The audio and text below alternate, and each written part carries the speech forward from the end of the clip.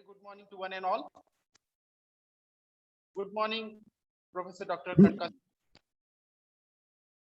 Am I audible? Yes, sir. Thank you. I first of all apologize that we are starting the program at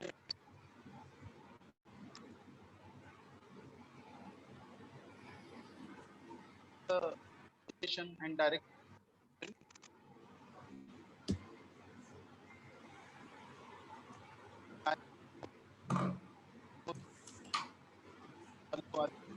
To join the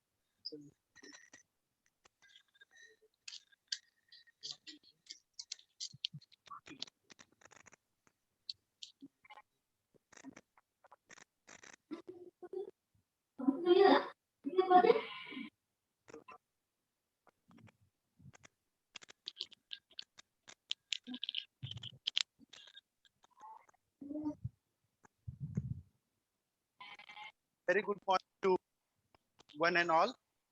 Am I audible? Yes, yes, Yes, sir. yes, you are audible. Please. Very good morning once again, all the respected members, teachers, and dear delegates. With the blessing of Honorable President of the MSP Mandal, Honorable Sri Prakash Dada Sonke Sahib, Honorable Secretary of the MSP Mandal, Honorable Sri Satish Bahu Chauhan, the CDC Chief of our college, Honorable Sri Jaisbhaiya Soronke, Honorable Sri Lobhaji Chauhan, all the respected members of our CDC, Honorable Sri Lobhaji Chauhan, Ajay Sri Dikkat, Honorable Sri Sundaram Sawant Sir, Honorable Sir, Sir, and the President of the inauguration, Honorable Principal Dr. Shivda, Dr. M. N. Gaikwad Sir, Professor M. A. Jogde Sir, and my participants. Today is the auspicious day for the Department of English and IQAC of our college. The Department of English and IQAC of our college have always been to quality excellence, all academic activities.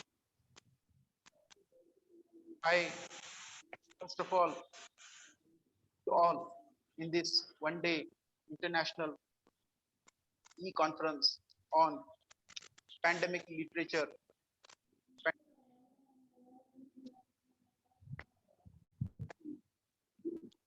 the pandemic era, continuum. Friends, you know, from the last 2 years, human beings are in trouble.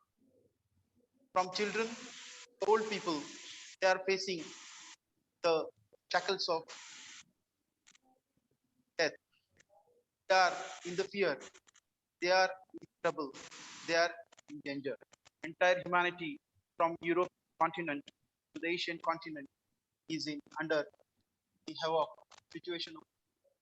So, by taking the inspiration of most of the delegates who have selected this specific topic, that is pandemic era.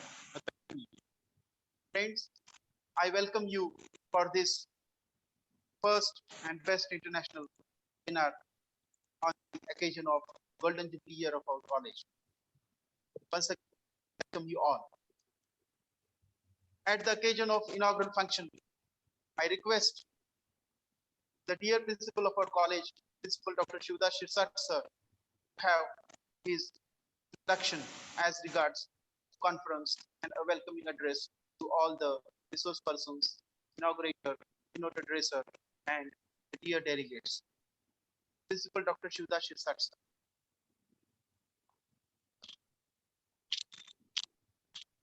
Good morning. First of all, salute the sacred memory of late Vinayak Rao Patil Sahib, late Ramrao Aurgawkar Sahib, and late Sundarao Solanke Sahib, founder of Marathwada Prasarak Art College, Lidharu, Maharashtra. Here, our college is celebrating Golden Jubilee year. On the occasion, we are organizing different programs by of COVID. Today's international e-conference is a part of those events. I am grateful to Honorable MLA Sri Prakash Dada Solanke,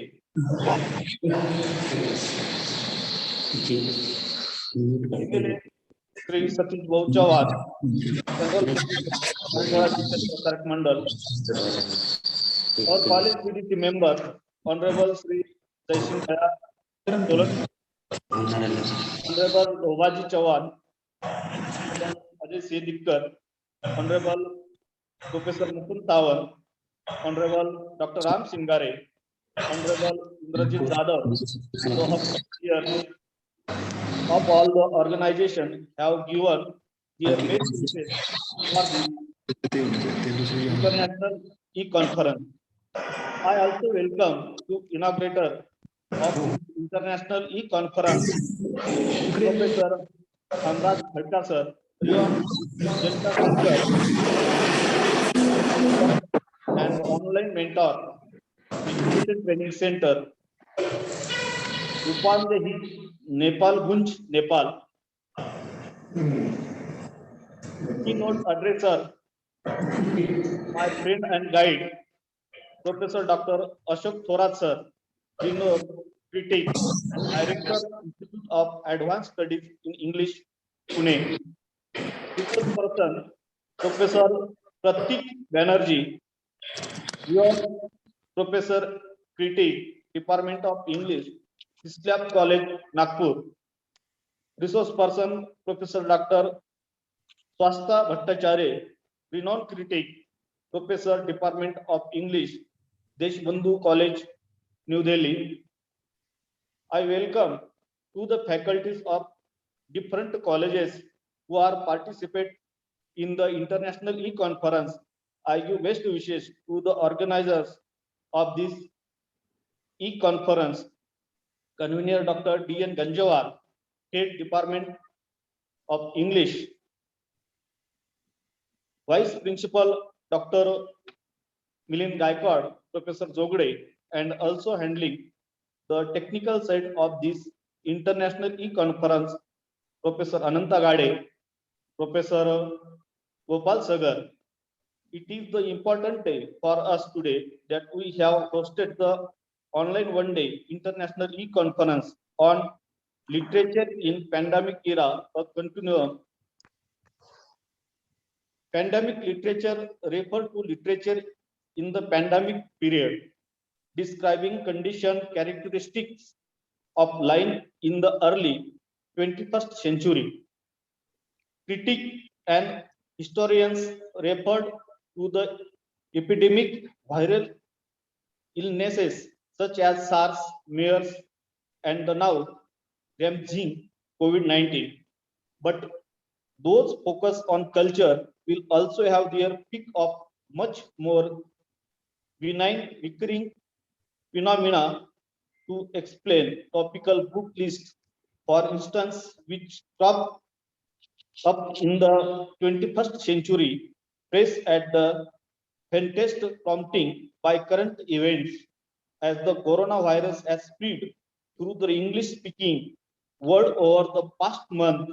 Pandemic dead reading lists have appeared in all manner of outlets. Time, PBS, The Hollywood Reporter, The Guardian, The Globe and Mail, Heritage, Vulture, Electronic Literature, and other besides. Diseases are mankind's oldest deadly enemies. They have hence provided them to literature since the beginning of literature. In the European canon,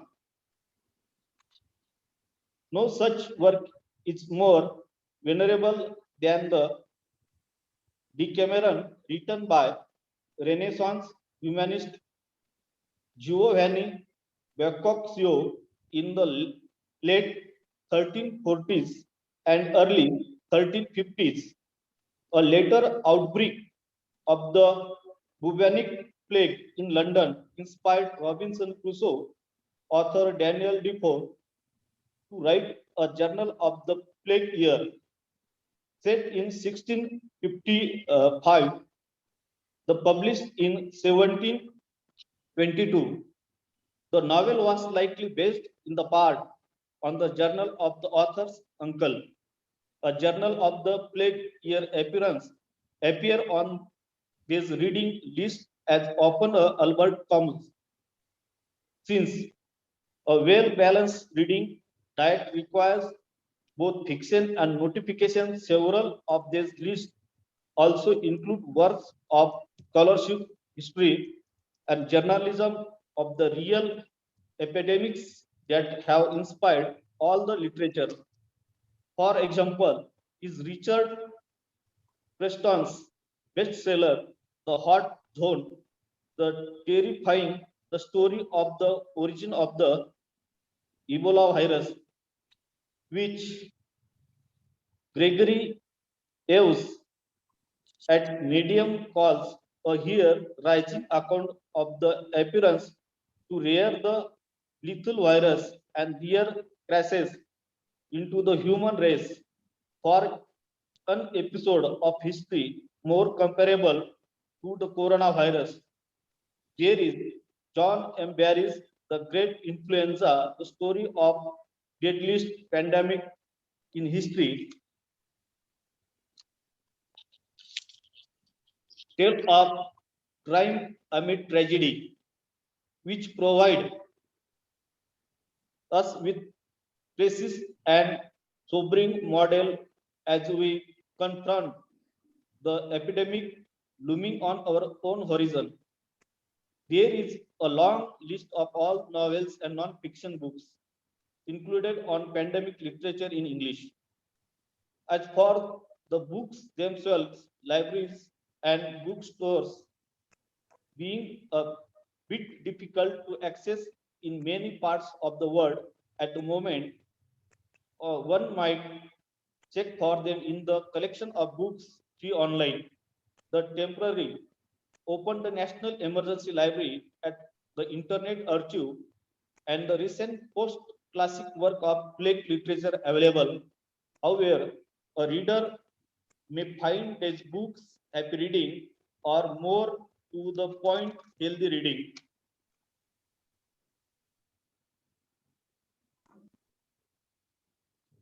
Thus, so many authors and writers have wondered on the reason for the growing interest in so-called pandemic literature and more generally pandemic fiction, which we have witnessed since the beginning of the COVID-19 pandemic. Reading stories that talk about pandemic or big disasters can help to the build a narrative, a sense in a moment of strong destabilization. The stories, the fictions have a form and a resolution somehow. According to a great thinkers and critics, Pamuk, however, what we are living can be different from the epidemic of the past.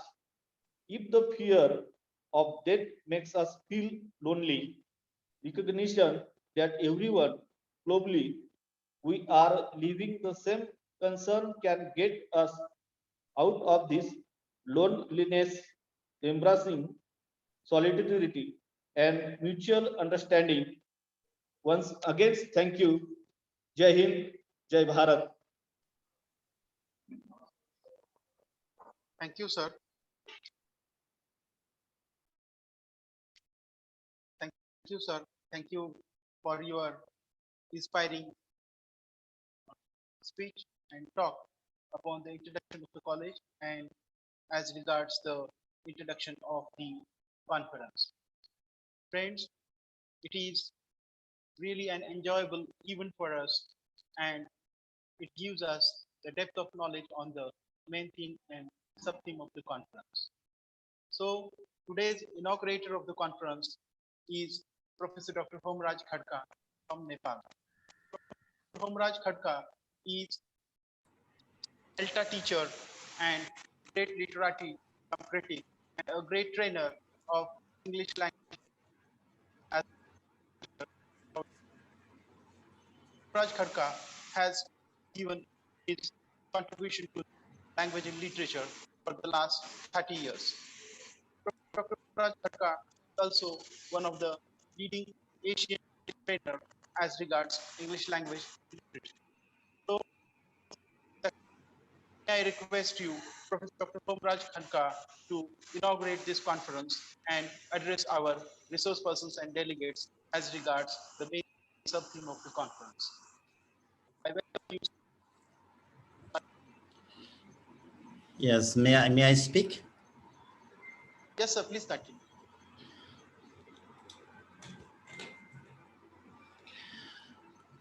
Thank you a lot for organizer for inviting me to in grand program. I'm feeling privileged to be honored here to share my understanding about the pandemic literature. First of all, thanks to all these delegates and the chairperson of the program, educator, and campaigner, and then principal of this college, and then organizer team. All these persons who are here from different part of India and Nepal as well, and expecting to get very innovative ideas from us, and then to cope up challenge and complications that's to come, because we are planning and building the good future for compatible life and then easy life for human existence. It's our endeavor, it's our practice. So thanks a lot to hear, right? As my topic, I am so happy to be here to share my information and understanding regarding the topic, right? Since the human civilization, people has been disturbed from different things, especially peoples are especially disturbed from natural phenomena. Natural phenomena can be categorized in two parts: human, human made or nature made. Somehow people are disturbed and walks of life totally uh, disturbed from the war and battle for two country and around the country. We had long war around the world and a lot of peoples affected, and the walks of life extremely affected and disturbed. And the patterns, people's psychological, biological, and then physiological parts are the totally affected. And the patterns, how people behave to others, how people escape from the system, and how people try to, yes, keep the existence in human society. This is the practice of the human. We have observing, we have doing such action activity in our human race. Among the too many confrontation among the human race, natural disasters somehow very difficult for of the people. We have a long history around the world, and people's walks of life is totally disturbed, and then people's up and downs are influenced by natural rise and natural disaster, just like volcano and then pandemic and epidemic as well. And most of things what we observe, see the oral history, right, past time, we can see that, and people has been highly affected from different pandemic. What is pandemic? The pandemic is kind of natural disaster that makes the human life and works of life totally disturbed. And the works of life, right, is very rich in vulnerable situation. And the time people start totally out of the relax and pleasure, and they are in situation agony and frustration and disappointment and depressed as well. And anxiety also most important parts of the human life. And this way how people right and show the behavior, how people show the behavior, and to cope with challenge complication to make life easier, comfortable just to come.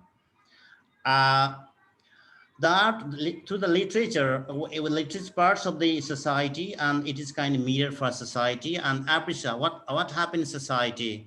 It is captured through the literature, right? And literature show the societal activity. The society is a big dynamic process, and society not constant. It is the changing day by day. Humans behavior, humans activity, and practice, and then cultural as the we are extremely changed the time and situation, and the pattern how people and then and experience about the past, and then make the good future, right, using their good knowledge and understanding. And the patterns role of the literature is great, right? And through the literature, the roles of people, the writer compose different activity, different type of things, and different type of genre.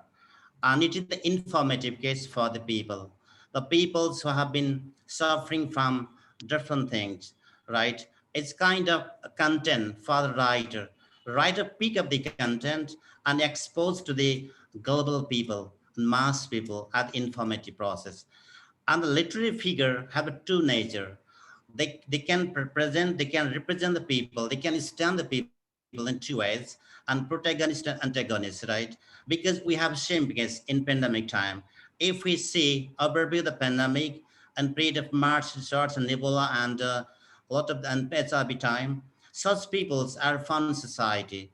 The two peoples are found in society directly. One is a yes, protagonist, always role a positive role society to give a good message to the people. To the masses, people feel relaxed and too hopeful about the future. Some people play very bad roles in society. They always create a rumor and hindrances on hustle and bustle society, and people feel insecure, and they feel insecure and anxiety, and they feel unsuccess all the time. They lost the confidence and power and hopeful. And to be hopeful rather than hopefuls, they become hopeless, right? And their psychological state and total out of the order. They can't predict anything about the future. What the future life, they couldn't decide, couldn't anything. That is why the two peoples are seen in society. And this pandemic, and then this is the COVID pandemic, we can find two people, especially through the media, and media that we can find 2% media through the media play vital roles to disseminate information to the mass of the people. Regarding to the COVID-19 COVID virus, different message has been prevailing at disseminated society, and we have noted that some scientists are working in field, right? This is the fictional process, this is informative process that are doing great for the humankind. They want to save the human race. They always keep the human existence around the world by finding a preventive way, right, in society. And how these things will bring into the society. The literary parts, right? The literary figure, work in the as a writer in different genre, and some write fiction, novel, and poetry, and some of the important things, right? They can present the same things, what has been done around the country for the contribution, and very comfortable way, very easy way, so that only people can get logistic and very innovative information. That is why let it parts of the great knowledge and information. Let is not only that, it is the one of the best use of mental capacity for people, and our base want to keep our existence secure and safe and comfortable just to come. And this way, all the people worlds are doing the great things and great jobs, right? From different discipline, different categories, and professor and teacher, writer and doctor and scientist play a different roles. That is why this is the one of the parts of the literature. It is a peak of the like a point among the case what's happening among the society. Not only that, this pandemic has disturbed a lot of the people. Not only old and then adult people, young children are extremely affected.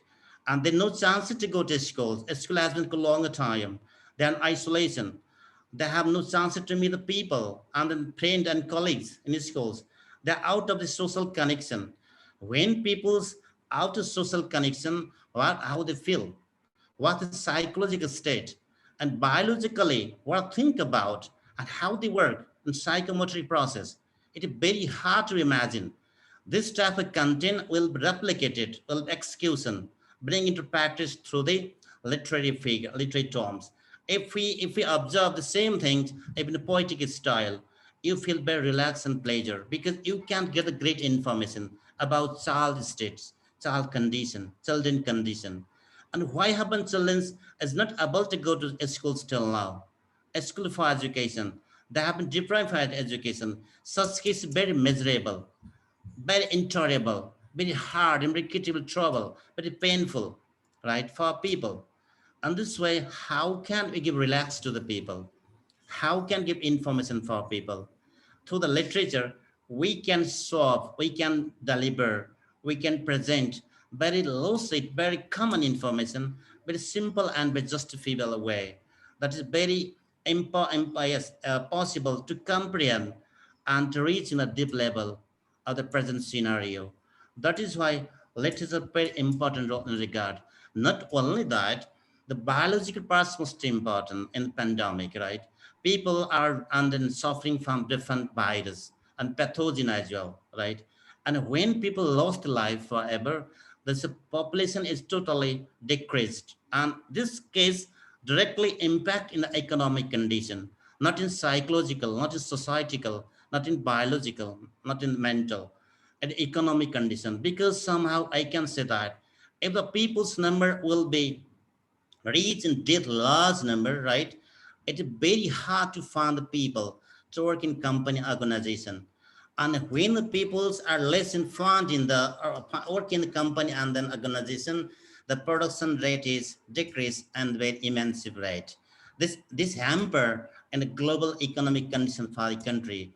And global economic condition is very as in critical condition, difficult to hard to cope up the situation. This type of scenario, this type of cases is represented through the literature. And moreover, uh, in this way, and then peoples, and then so through the literature, we can try to write, we can try to give information, right information to the people, right? And this pandemic time, how can people feel secure and safety from different type of things? If I give the example of China, in China, once time, one plague affect great, plague affect large number of peoples, large number of peoples as is a recent death condition. The population are totally minimized, and in this time the parts of literature are great. And what's the role of literature in the time? The literature review the past experiences, past things, and how the incident and the event happened, and this event in which way affect the human life and human existence, in which way we can create future, we can get a great future and bright future for tomorrow. This is part of literature. And then not only that, the writer, it's a role of writer, in which a writer present the information in artistic way, because the writer want to present different type of feeling and experience in the people from society and artistic way for information, a dependent writer.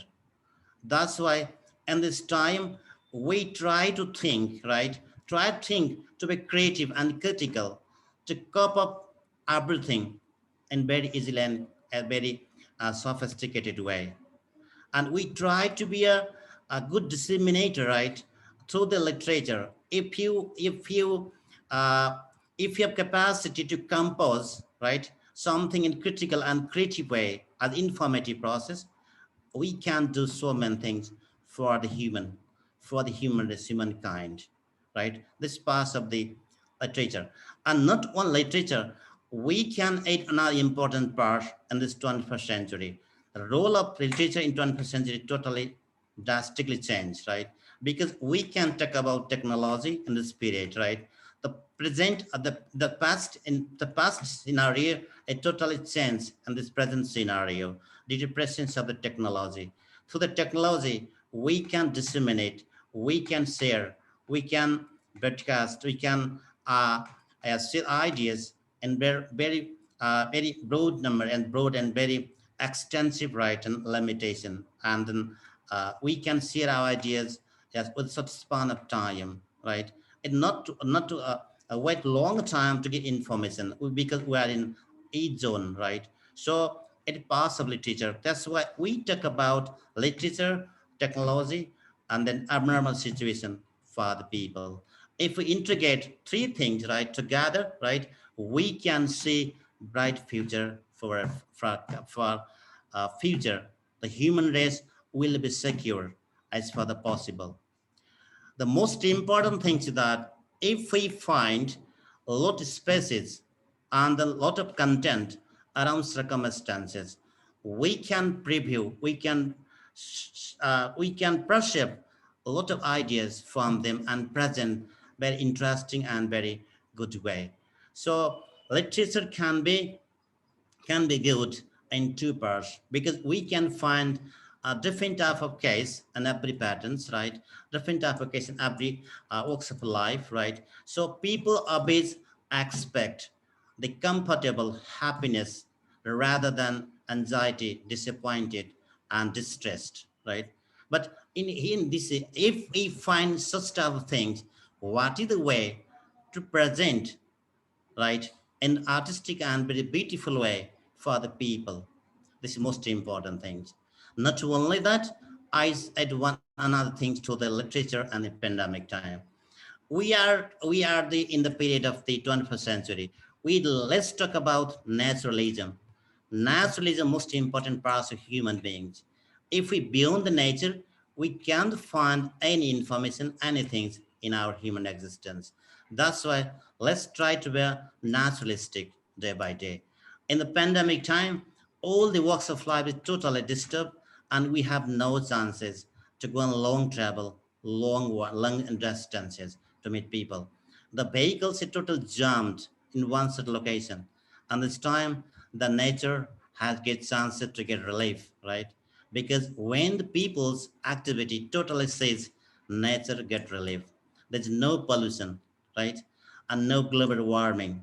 Such things are, as has been seen in this context, that is part of the literature. And we can bring such information to the society in an informative way. That's part of the writer who work in the literary figure long time. We try to be a, you can, we can, all of us can do better things for tomorrow.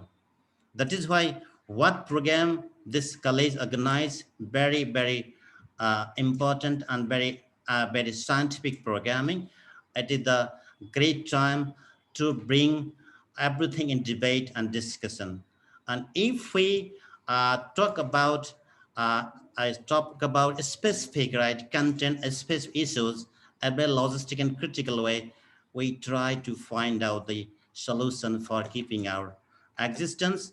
Not only that, we try to free from every insecure situation and every critical situation. That's part of the literature, what we present in society.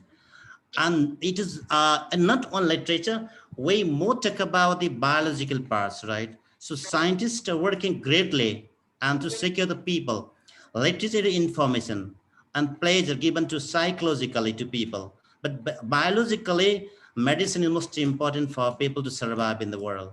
What's the roles to find the good medicine, to vaccine for the people, the finding vaccine to vaccinate it to, yes, and infected peoples is part of the literature, may part of literature, but it's being happen in society in human mass.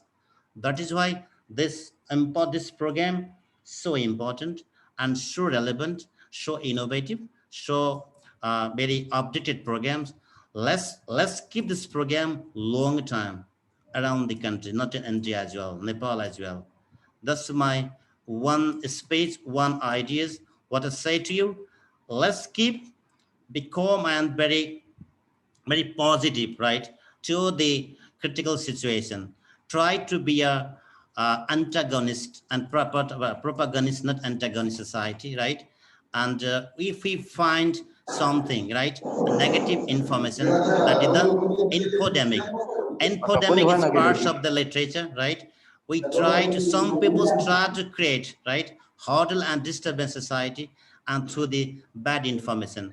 The bad information always create a delusion in the people, right? So delusion is the most very bad rules for people to to reach in wrong decision. Such decision will make a life, right, and uncomfortable, uneasy, and risk in the tension, depression, anxiety, and fearful condition. That must be seized through the right information, right ideas. The ideas, what is the milestone? Is that literature? Literature is kind of past-human eyes of society, and we can see very good things what happens in society, right and proper way.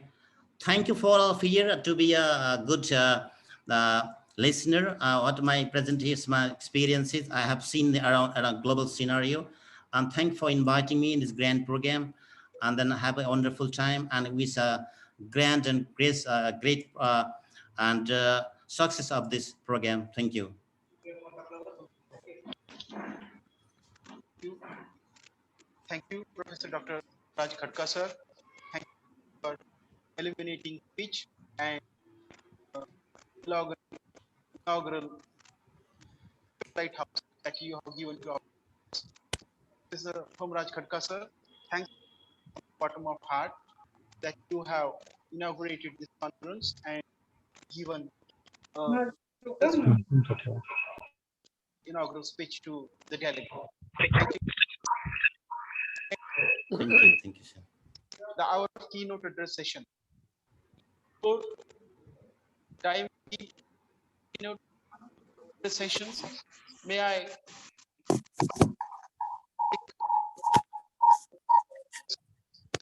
introduce to today's keynote addresser, Professor Dr. Ashok Thorat sir. Professor Dr. Ashok R. Thorat sir is the founder director of Advanced Studies in English. I request the delegates to microphone. Dr. Ashok Thorat is the founder director of Institute of Advanced Studies in English, Pune. Sir has completed his 77. He has completed his post-graduation in English from Pune University in 7. Sir has completed his PhD from North Maharashtra University on the subject discourse analysis in 1987. Sir, the great literati, a critic, a creative writer, and a great thinker in English language and literature. He has enjoyed a lot of academic positions throughout his career. 40 years teaching experience घेतलेले विषय टिक shares करा म्हणजे काय होईल चार विषय घेतले तर प्रत्येक मीटिंग and illuminating lecture पहिले दोन तर कॉमनच येणार Sahib Wagire त्याचं College, नाव आणि पेपर आणि ते आणि नंतर ते. June 1986. He also has been that time head postgraduate department of English 3 Sankti Keshri College Chinchwad Pune. He also had enjoyed the post of head of the department of PG in Sri Shahu Mandir Mahavidyalaya Pune from 1996 to March 2003. Sir also was the founder director of Institute of Advanced Studies in English, which is affiliated to Savitribai Phule Pune University. Sir has enjoyed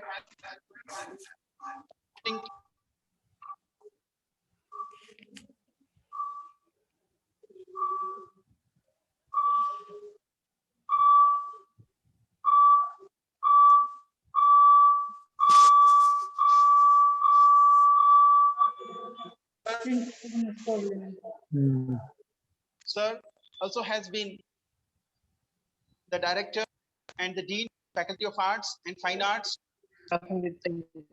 University of Pune from February 1995 to January 6.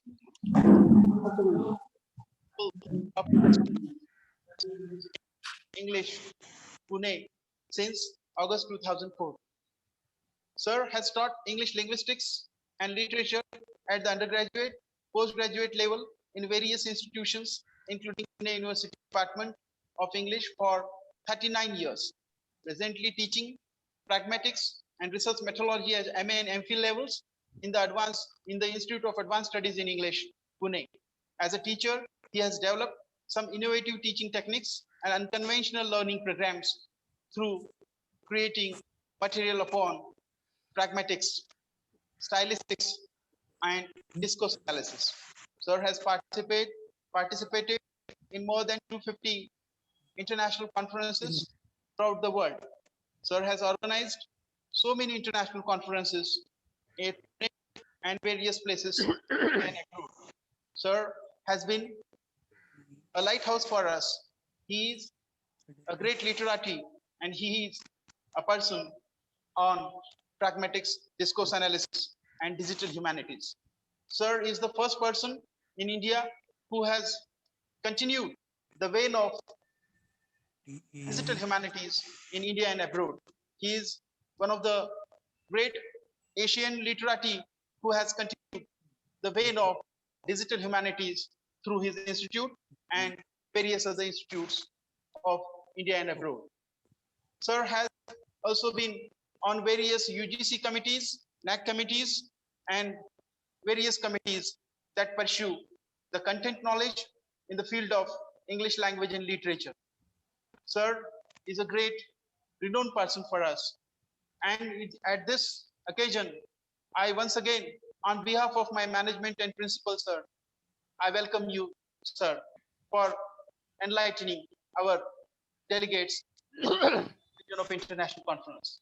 Without making any more vacuum in between the delegates and the international conference, may I request Professor Dr. Ashok R. Thorat, sir, to address our delegates with his keynote address. Professor Dr. Ashok Thorat, sir. Thank you for this elaborate introduction. At the outset, I would like to thank Principal Dr. Shirsat and convener of this conference, Dr. D.N. Ganjewar, for offering me the opportunity to give the keynote speech for International E-Conference on Literature in the Pandemic Era, a continuum. In fact, while listening to Principal Shirsat and Professor Khadka, I really got a lot of clues for my own speech, and they have prepared a very good setting against which I can meaningfully contribute by way of my keynote address. Having listened to two learned speeches on pandemic and literature, I of course don't intend to prolong my speech beyond 30 minutes. Maybe I'll wind up in 25 minutes. So my basic intention would be to establish the relationship between pen and pandemic, then talk a little about global landmarks in this concern, and come back to Indian literary scenario and then conclude. The point has been already highlighted that the human tryst with epidemics is as old as the hills. And we come across mentions of epidemics almost since the time records are available. It is also a well-known fact that the origin of pandemics lies in the growth of farm operations long back and cities that increase the proximity of human beings and animals, giving rise to zoonotic diseases. This is the origin of epidemics, which later on assumed the dimension of pandemics. In the earlier days, these diseases remained locally restricted, and for obvious reasons. And the main reason was lack of mobility, lack of contact. With increased mobility, the epidemics assumed the dimensions of pandemics. The cholera outbreak of 1832 and 33, for example, reached every inhabited continent and was in this sense the first true pandemic. With the acceleration of globalization, the frequency of epidemics increased. Earlier, there used to be an epidemic once in 50 years or 60 years. Now, every 10 years, 20 years, we have been witnessing an epidemic, and which often assumes the dimension of a pandemic. Epidemics come and go, but they leave behind unhealed scars and innumerable stories of misery. At the same time, they also leave behind a trail of lessons and hard-earned wisdom that keep guiding us in such times. Like any other crisis, epidemics brings opportunities for growth and change. The latest crisis, COVID-19, for example, has provided an opportunity for the government to cut wasteful expenditure and costs, provide food and shelter to the 800 million poor, protect the poor farmers from the vagaries of weather, and increase expenditure on healthcare, education, and basic infrastructure. The crisis has also provided an opportunity for all at the societal level to go beyond petty differences and discriminations and value humanity, tolerance, and love. It has helped us develop a renewed understanding of our own planet. This planet is not a sole property of humans, but it's a home to other organisms too. This is a part of new understanding that has dawned upon us. The epidemic has changed the dimension of the pronoun we. Earlier, we included only human beings. Now it includes other organisms in our biosphere. This epidemic has made us more inquisitive, scientific, and sensitive to the ecological aspects of this beautiful planet. In other words, the epidemic has given us a new structure of feelings. So much has changed, and so quickly. The change is not just external and material, but abstract and internal as well. In other words, we all go through a kind of unusual experience during pandemics. And who else can capture the sense of this experience other than the creative writers?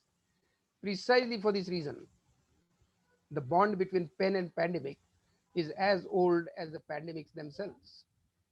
It is literature that effectively chronicles the impact, both external as well as internal. And it carries this impact in its varied aspects. Imagination, which is one of the most important raw materials of literature, cannot simply be dubbed as an escape from reality. Rather, it enriches reality by adding texture, dimension, feeling, and possibility. All imaginative products, like folktales, anecdotes, poems, are expansive in nature. They open, mystify, delight, and inspire. Imagination helps us soar beyond facts to visions and intensities and enables us to feel what the world really is. It is for this reason that the bond between pen and pandemic is celebrated world over. The word epidemios was first used by Homer for the returning natives in Odyssey. Homer is a very familiar name to students and teachers of English language and literature. The Greek poet who used this word epidemios for the first time with reference to the natives in Odyssey. It meant, and I quote, that which circulates or propagates in a country.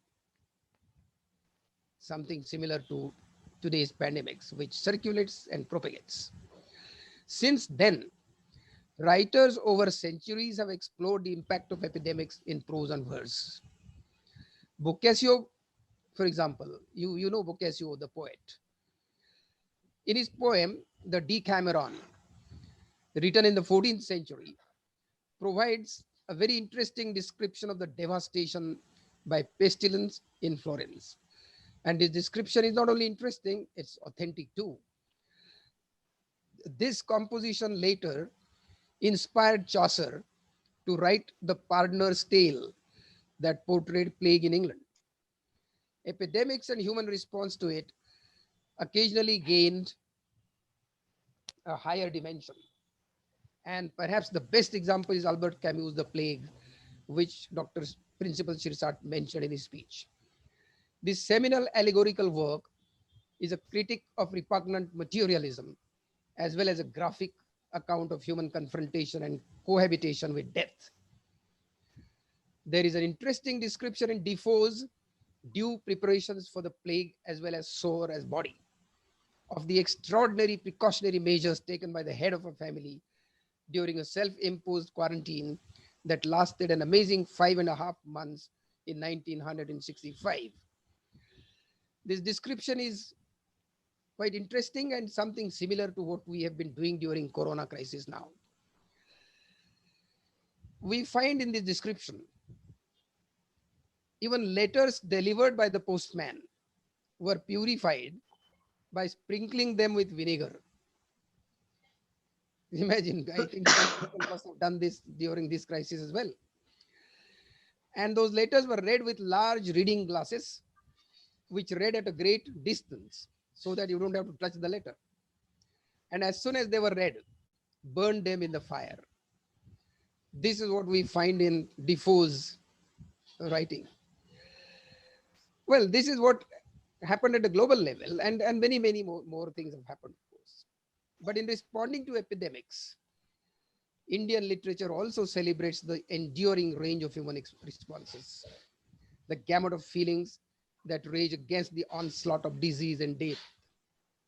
Epidemics figured into Indian literature on a large scale, and I'll give you a few examples. In Rabindranath Tagore's novel Chaturanga, written in 1916, for example, when Calcutta is scourged by plague, the compassionate uncle converts his home into an infirmary for the poor, but while nursing the patients, succumbs to the disease. In fact, this example from Chaturanga by Rabindranath Tagore, I'm reminded of the headmaster in Malegaon, retired headmaster in Malegaon, who felt very bad about the police constables who were on duty for 12 to 14 hours, sometimes more than that, at a stretch. And out of humanitarian concerns, invited them to his house, offered them food for 3 continuous days. And on the fourth day, he was discovered COVID positive and he succumbed in about 3 to 4 days later. So, see something, reality actually reflects in literature. It reflects in a more poignant manner, more pertinent manner, more powerful manner. And that's what Rabindranath Tagore did in Chaturanga. Celebrated Hindi poet Suryakanta Tripathi, he wrote a memoir titled A Life Misspent. This memoir provides a heart-rending account of the influenza epidemic that ravaged India during the early years of the 20th century.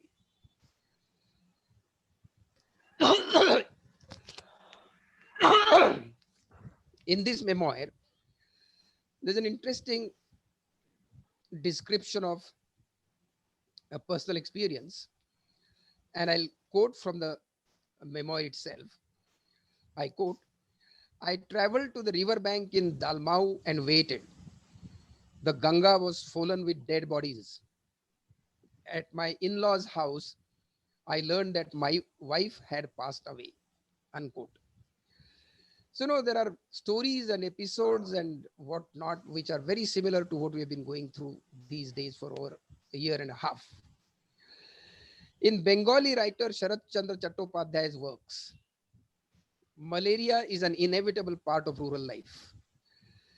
His protagonists, Ramesh in Palli Samaj, Brindaban in Pandit Masai, or Shrikanta in Shrikanta, are portrayed as altruistic, eager to take on the arduous task of rescuing pandemic afflicted villagers, oblivious of the danger of contagion. We hear such stories even during Corona times. So, whether pandemic literature of the old or pandemic literature of today, we have been witnessing a lot of similarities. COVID-19 pandemic is also inspiring writers.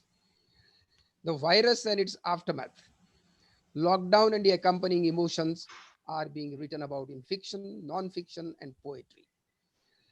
The experience of the lockdown with all the accompanying emotions of fear, loneliness, and uncertainty has resulted in the birth of a new genre called lockdown literature. And this literature demonstrates the fact that COVID-19 is rewriting human imagination. Every pandemic contributes to emergence of a new human imagination or new structure of feelings. COVID-19, which resulted into lockdown literature, is doing the same thing. The march of migrant workers. Now, here are a few very interesting examples of literary creativity on the Indian soil.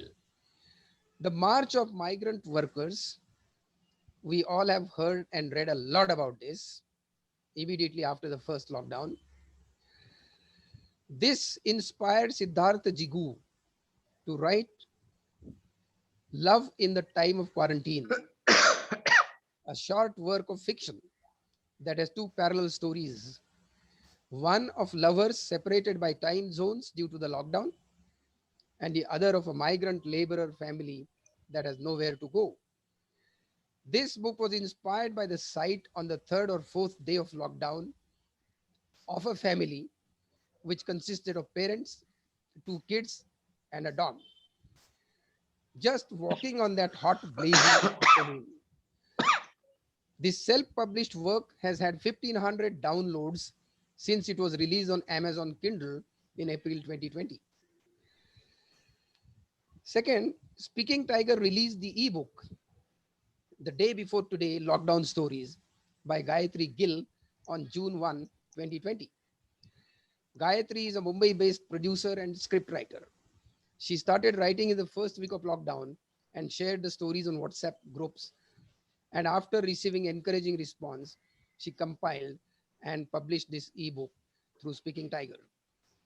Shobha Day, a well known novelist in India, started writing within weeks of the lockdown and released in the last week of June 2020 her ebook, Lockdown Liaisons, a collection of 10 short stories that capture the struggle of people in making sense of their unappended lives. Day calls this book a response to the emotional pandemic inside all our hearts.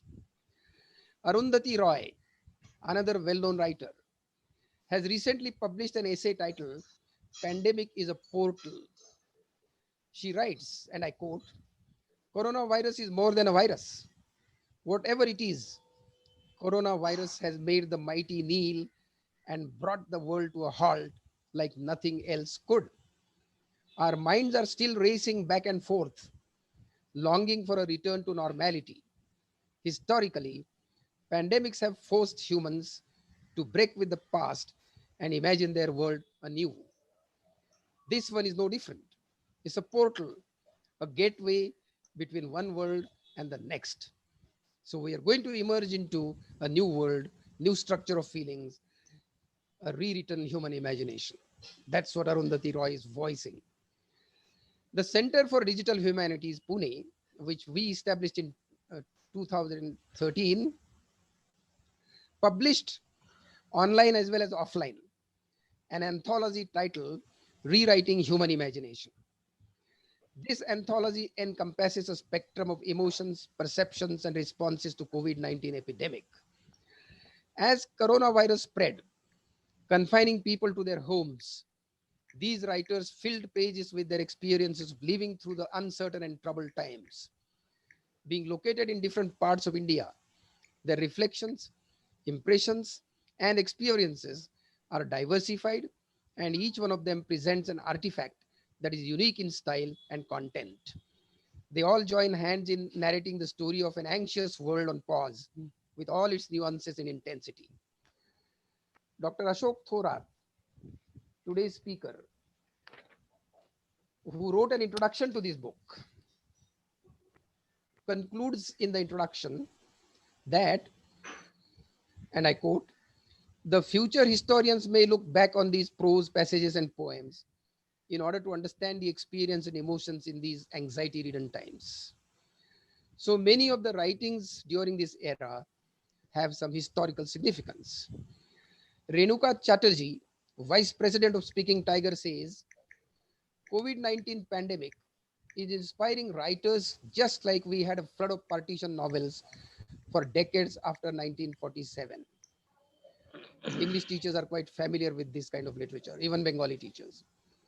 The virus and its aftermath are a rich fodder for a writer. The theme of isolation and being locked up, and the way it has brought us face to face with mortality and death. It wouldn't be an exaggeration to say that the spring of 2020 celebrated literary creativity, and as Karthika VP, publisher, Wasteland Publications, feels that responses to lockdowns, like all major events in history, be it war or pandemic, in the form of books or cinema, are bound to keep coming for a very, very long time. Friends, we have been going through a kind of ordeal for the last 1.5 years. The magnitude and complexity of this crisis are deeper than they look at the surface. It is likely to have a long term impact on society and culture, and the reflections will be seen in literature for several years. The virus is rewriting our imagination. We are entering a new world. We are learning our way into a new structure of feelings. And at the end, I would say all epidemics are unwelcome visitants and leave one day as unexpectedly as they come, and a routine continues. In a few months, we will return to some version of the old normal, but these 1.5 years won't be forgotten. And even if we all forget, the pen will capture it in unforgettable words. And this fact justifies the title of today's conference. Thank you very much. Sir, so Dr. Ashok Sarat, sir, for your enlightening speech, literature in pandemic era, continue. Sir, definitely have guided the delegates of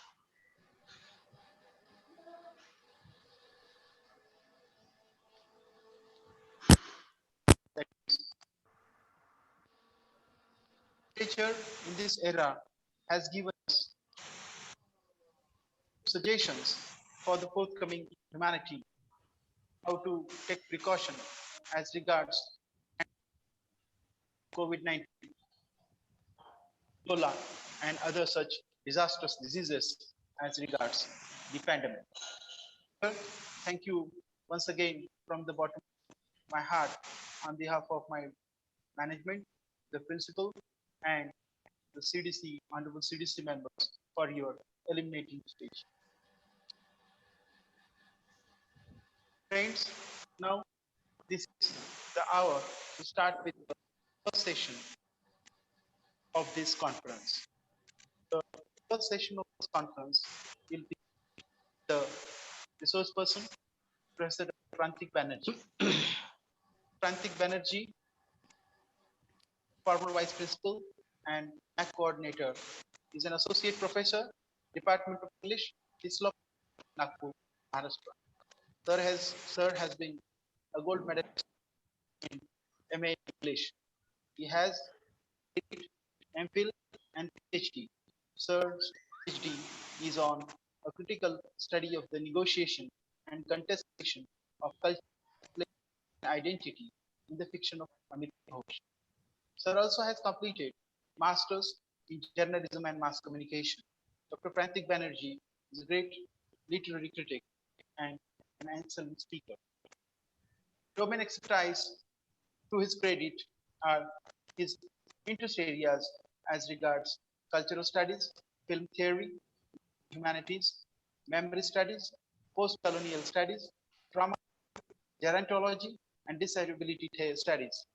Sir also has been involving in higher education policy, quality assurance frameworks, and curriculum design. Sir has designed courses for 3 universities in Maharashtra and abroad. Sir is a well-known speaker at national and international forums.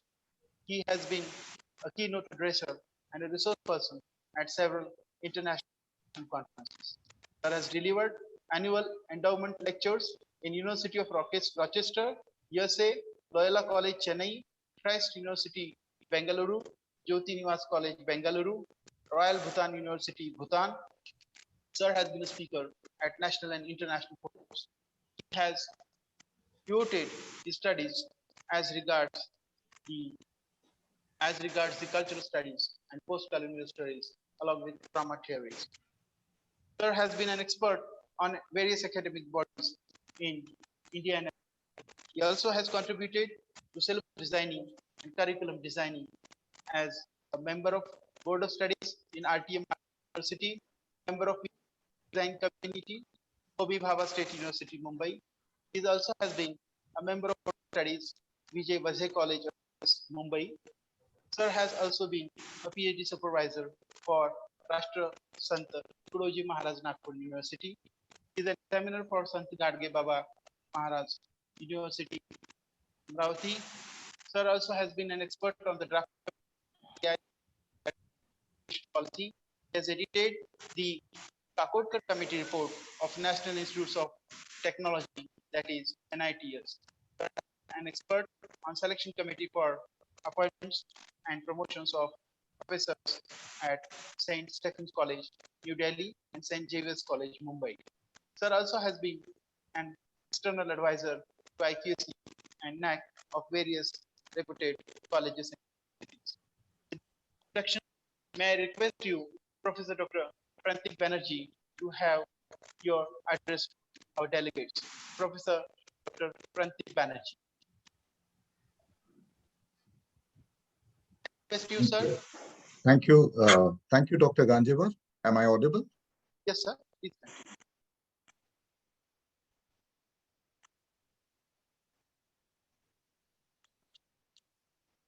Yeah, am I audible? Yes, sir.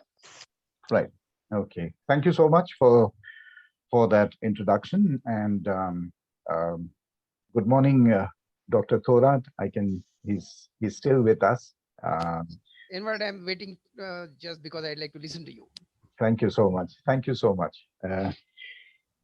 First of all, my profound thanks to the principal of the college and the entire team of this webinar, led by Dr. Ganjava, for giving me this opportunity to share a few of my thoughts on the ongoing pandemic and its impact generally upon literature culture. Dr. Thorat, I was listening to him. I joined a couple of minutes back, and Dr. Thorat has already given us a sort of an overview of the many ways in which epidemiological diseases, communicable diseases, both in the past as well as in the present, have changed the contours of the literary and cultural landscape across nearly 250, 300 years of human history. In that sense, I find the theme of the webinar, one very striking word when Dr. Ganjevar WhatsApp me the flyer or the brochure of the webinar, the one word that caught my eye was the word continuum.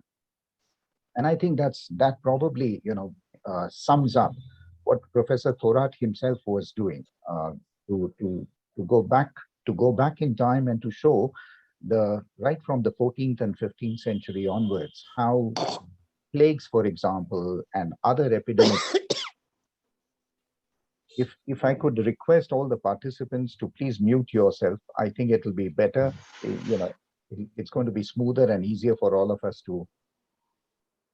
I request the participants.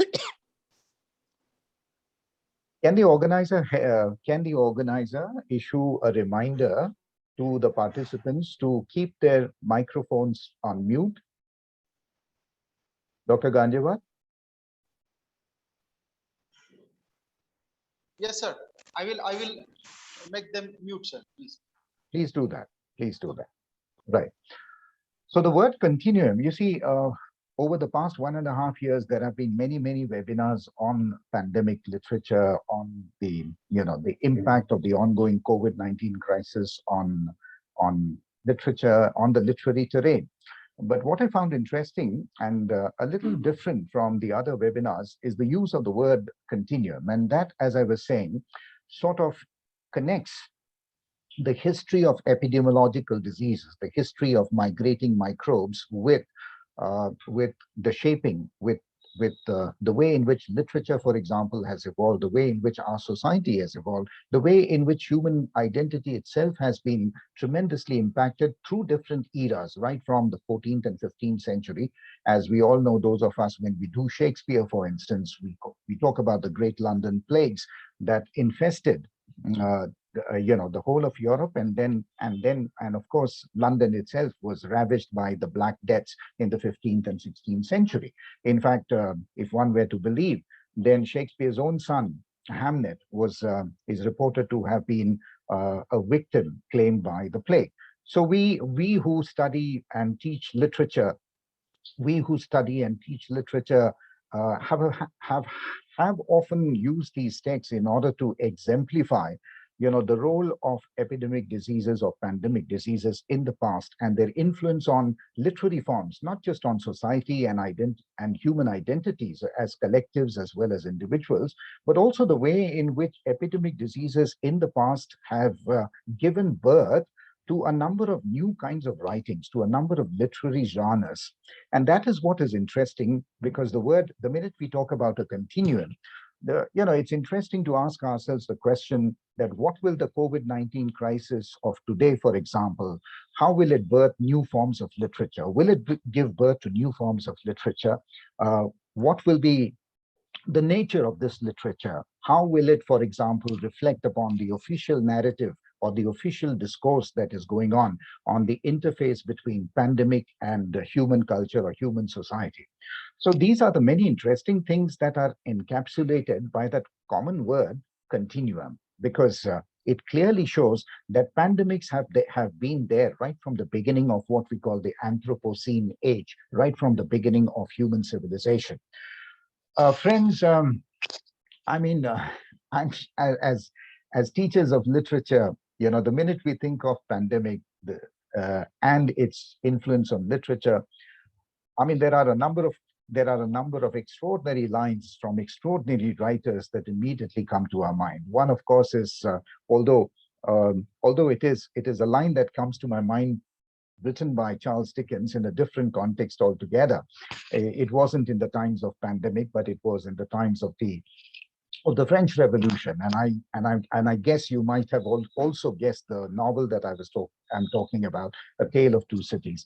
And when he talked about it was the best of times, it was the worst of times. It was a season of hope, it was a season of despair, it was an epoch of light, and it was an epoch of incredulity. We had everything before us, we had nothing before us. It is in these literature often provides us with those remarkable lines of empathy, of compassion, of hope, and literature, more than perhaps any other form of culture, provides a mirror to any kind of emergent and disruptive influence on society. So in a sense, what Dickens wrote 200 years back sort of encapsulates currently going through in those wonderful words, which it was the season of hope, it was the season of despair. Of course, if you really think about the ongoing COVID-19 crisis, it has put the times out of joint, as Shakespeare would have said. And it has caused a paradigm shift in the way we think of literature, the way we think of culture, the way we think of life itself. I mean, the COVID-19 crisis is already being called as the defining moment of the millennium.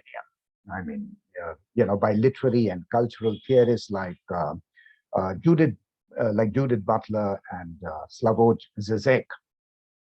In fact, Judith Butler, the eminent French philosopher and feminist writer, she connects in a book called Precarity and Precariousness. She connects the present pandemic to her theory of the human condition as something that is marked by peril. She uses the word precarity, something that, an adverse condition that can radically change human nature, human behavior, as well as the nature of society itself.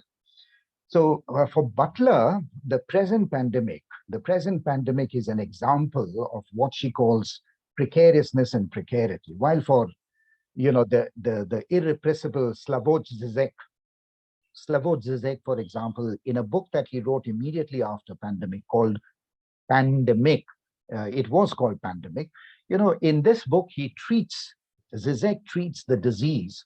Zizek treats the disease not just as a medical, social, and economic malaise, but he looks at it, he examines the pandemic crisis as an intellectual malaise, from which, he says he believes that we will only be rescued by what he calls a philosophical and social revolution. Of course, we know the fact that Zizek is a die-hard leftist philosopher. And so when he's talking about a new philosophical and social revolution, he's obviously talking about a new kind of communism, communism in a new garb.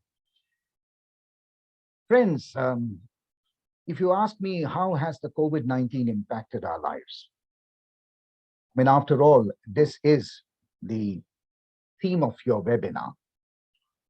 Well, the COVID pandemic, I would say, has created what I call a culture of pandemonium. The pandemic, friends, I believe, has created a culture of pandemonium. And by that, I mean, by using the word a culture of pandemonium, I mean a culture that is characterized by chaotic change and disorder brought about by a cataclysmic event such as the COVID crisis is. I mean, just look at how the COVID pandemic is even now threatening to break our society apart. I mean, in the last 1.5 years, we've seen thousands of people dying, a struggling medical support system, not just in India, but even internationally, globally, a crumbling economy, and a disintegrating social order. I mean, some social and political experts have suggested that we are experiencing not one, but two disasters. There is the disaster caused by the virus, of course, but there is also a significant collapse of our social, fiscal, and our economic systems due to the lockdown. Even today, we are in phase 3 of lockdown. So it appears to me that apart from these two disasters that social and political commentators have talked about, one, the pandemic crisis itself, and then the ensuing collapse of social and economic order. But I think there is also a third disaster that is being engendered by the pandemic, and that is of border sealing, of racial and uh, community profiling, of xenophobia. Only last year, if you remember, when we were in the grips of uh, the first wave, I mean, more than 149 countries had sort of barricaded the entry of international travelers, and that sort of escalated the refugee crisis, the refugee problem. So when we are talking about the pandemic, we are talking also about a third kind of disaster that it has brought forth, and that is, it has given birth to, or rather, shall I say, it's what Frost would have said what he talked about in Mending Wall, that good fences make good neighbors, but certainly not in this pandemic crisis, because there is something that divides. There is something that divides. Uh, uh, there's something that divides us. So, border sealing, we have seen growing instances of stigmatizing and stereotyping of people, whether they are migrants, whether they are refugees. We have seen border sealing. We have seen nation states. Uh, you know, even now, many people, many of the European the EU countries are not allowing Indians. Many of my own students who wish to go for higher education are not able to do though. So there is a bit of vaccine politics also that has emerged as a result of the pandemic. And so when we most as even as most commentators are speaking about the global disaster as a worldwide medical crisis, as a health emergency, or a pandemic catastrophe, you know true as they are, there is more to the pandemic that meets the eye. I mean, first of all, it has made us acutely aware of how, as I said, border politics, vaccine politics, border tightening and surveillance, sanitation regimes, all of these are actually enmeshed. They are enmeshed both in the pathways of the disease as well as in the roots of globalization. And I'll touch upon, how the pandemic, for example, has given us a completely different interpretation, has made us rethink about our process of globalization itself. The second thing that the pandemic has made us aware is that, while the contagion has no doubt, it has its medical origins, but as I said, it has clearly unleashed a set of very disturbing social tendencies, which, as I said, racial and communal profiling, new geographies of disease, and I shall be explaining this key term in my talk very soon. It is also, when we talk about new geographies of disease, just to kind of introduce the term term to you. I mean, look at the way during the first wave itself, we were talking about how our neighborhoods, our districts, for example, were color coded.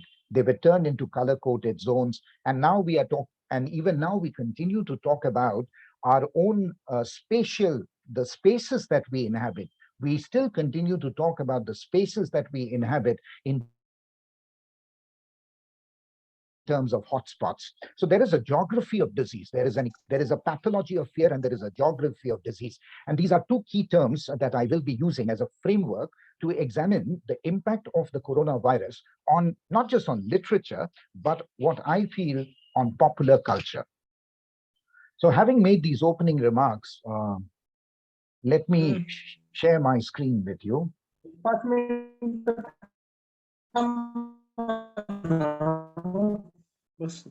You have to, I request the host to allow me to share my screen.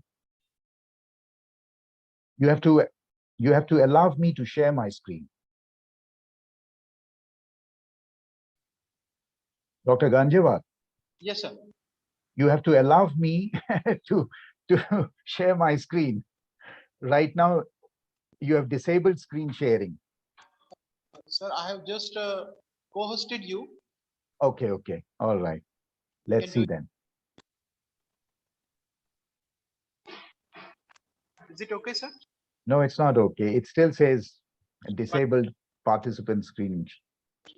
1 minute.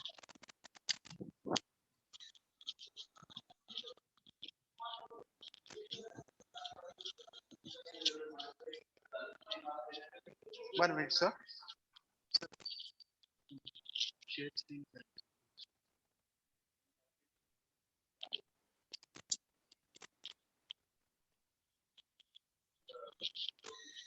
Just give me 1 minute, sir. So anyway, in the meanwhile, you know, what I will try to do in my talk today with you is I'll sort of explore how popular culture, and by that I mean, films, specifically Hollywood films and pulp fiction, best-selling novels. I mean, I'm not going to take up literature as such, but I'm going to talk about how popular culture, that is Hollywood films and best-selling novels, not only they sort of dramatize our cultural obsession with contagious diseases, but they also express our fears and anxieties of a contagion. Like I said, while infectious diseases have been around us since the very beginning of the Anthropocene age, their dramatization in popular pandemic narratives seem to contribute to an ecology of fear. Um, uh, and that is one of the key terms in the title of my talk, an ecology of fear and geographies of disease in pandemic narratives. Can I share my screen now? Yes, sir. I have made you host, sir. Please. Oh, thank you.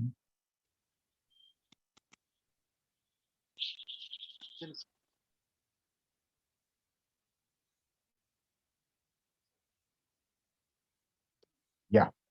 Is my screen visible now? Is my screen visible?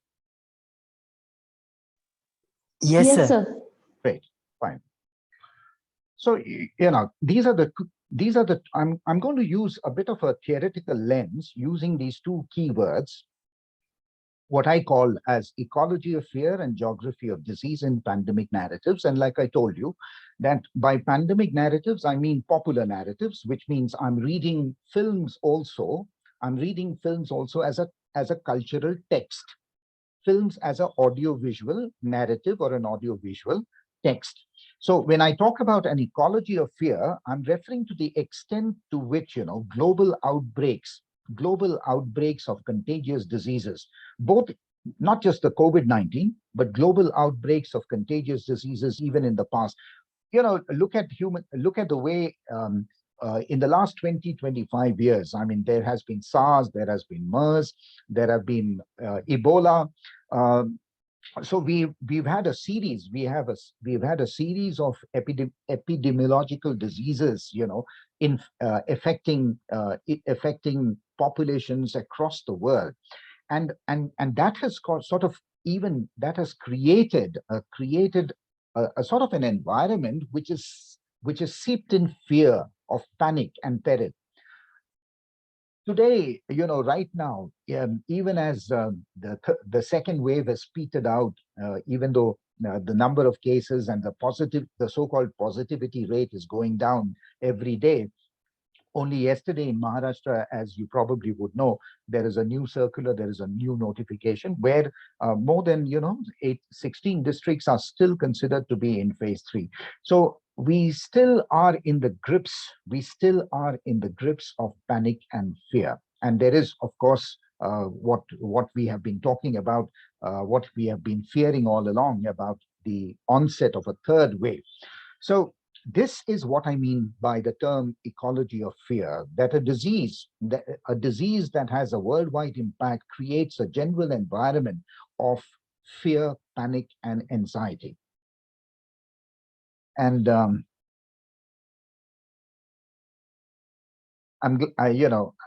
in a sense, Dr. Thorat has already was giving the example. He was quoting from Arundhati Roy. And what I have on my slide here is also a quotation from that particular essay, which he wrote right after the first wave last year. And the essay is "The Pandemic is a Portal." And when we talk about fear, when we talk about the human condition as being predominantly, characterized by fear, by phobia, by an irrational dread, look at the way in which her words encapsulate fear being the human condition. She says, who can use the term "gone viral" now without shuddering a little? Who can look at anything anymore, a door handle, a cardboard carton, and a bag of vegetables, without imagining it swarming with those unseeable, undead, unliving blobs dotted with suction pads, waiting to fasten themselves onto our lungs?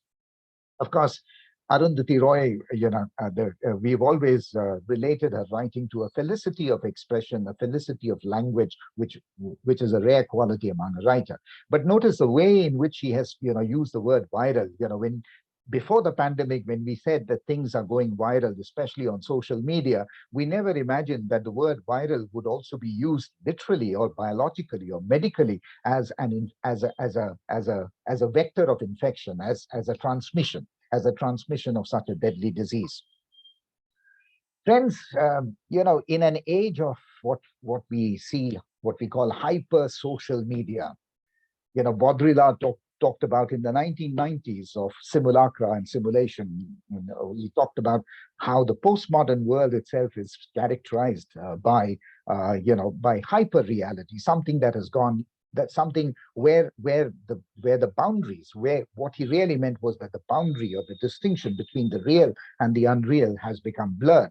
In a sense, what the pandemic has done to us in the past 1.5 years is it has not only confined us to our homes and what we are doing today online, for example.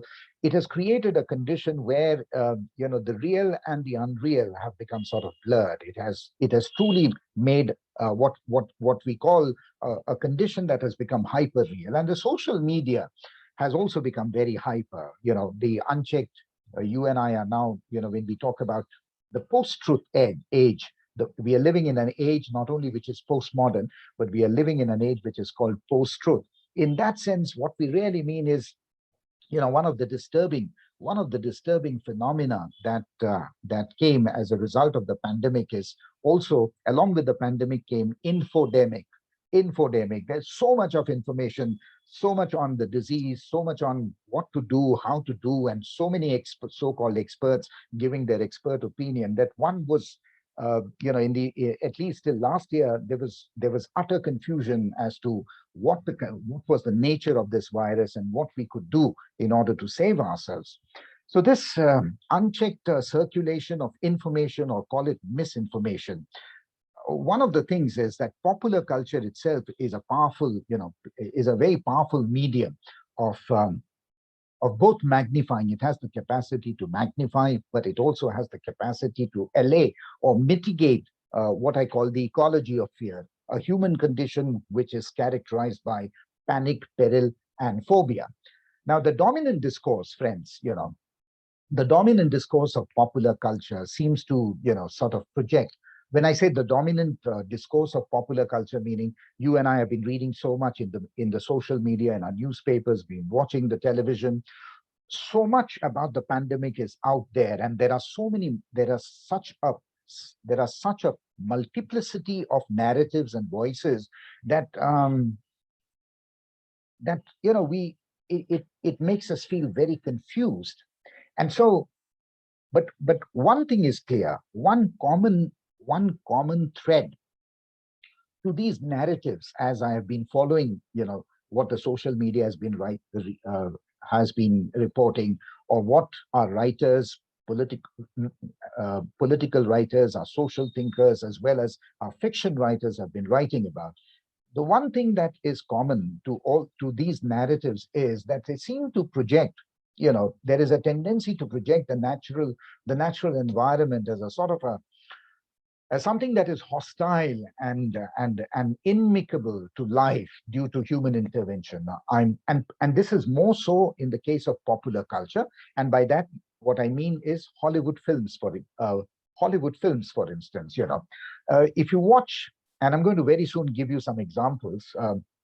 One of the predominant narratives of these popular films and best-selling fiction, it seems to be that they project bacteria, virus, and other pathogens as sort of predators sneaking around human bodies, waiting to unleash their devastating violence, almost as acts of vengeance on the part of nature, as if nature was exacting vengeance upon mankind for interfering into its rather delicate biological cycle, into its own environmental cycle. So, many of these pandemic narratives in popular culture seem to suggest that nature, or the microbiological and animal world of viruses, monkeys, rats, pigs, bats, all of them seem to be involved in a conspiracy out there to get us. Um, so popular culture, friends, especially disaster movies, or what we call post-apocalyptic fiction, science fiction, or post-apocalyptic fiction, medical thrillers, all of these seem to put forth, the sort of a cold Darwinian logic of natural selection and survival.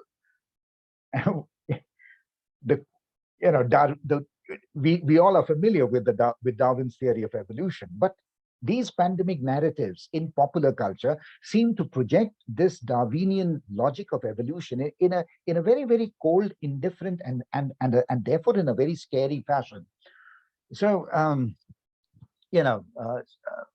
one thing is for sure, friends, that when we talk about films and popular fiction,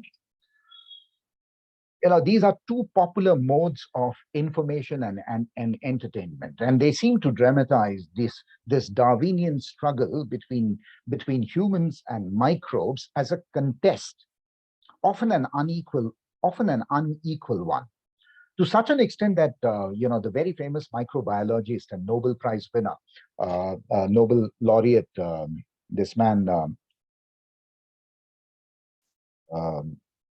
Joshua Lederberg. Joshua Lederberg, immediately after the COVID-19 came last year, Joshua Lederberg, this renowned scientist as well as Nobel laureate, Nobel scientist, he said that mankind seemed to be pitted against microbial genes.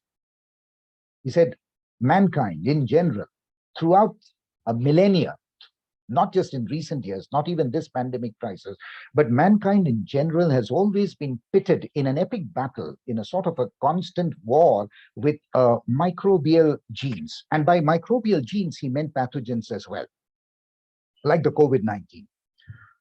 And he says that the only way in this terrible struggle between man and nature, or the virus as one of the instruments of nature, all that man can do in order to survive is to rely on his wits, to rely on human intelligence, to rely on his wits to outwit the virus, to outwit the pathogen. So,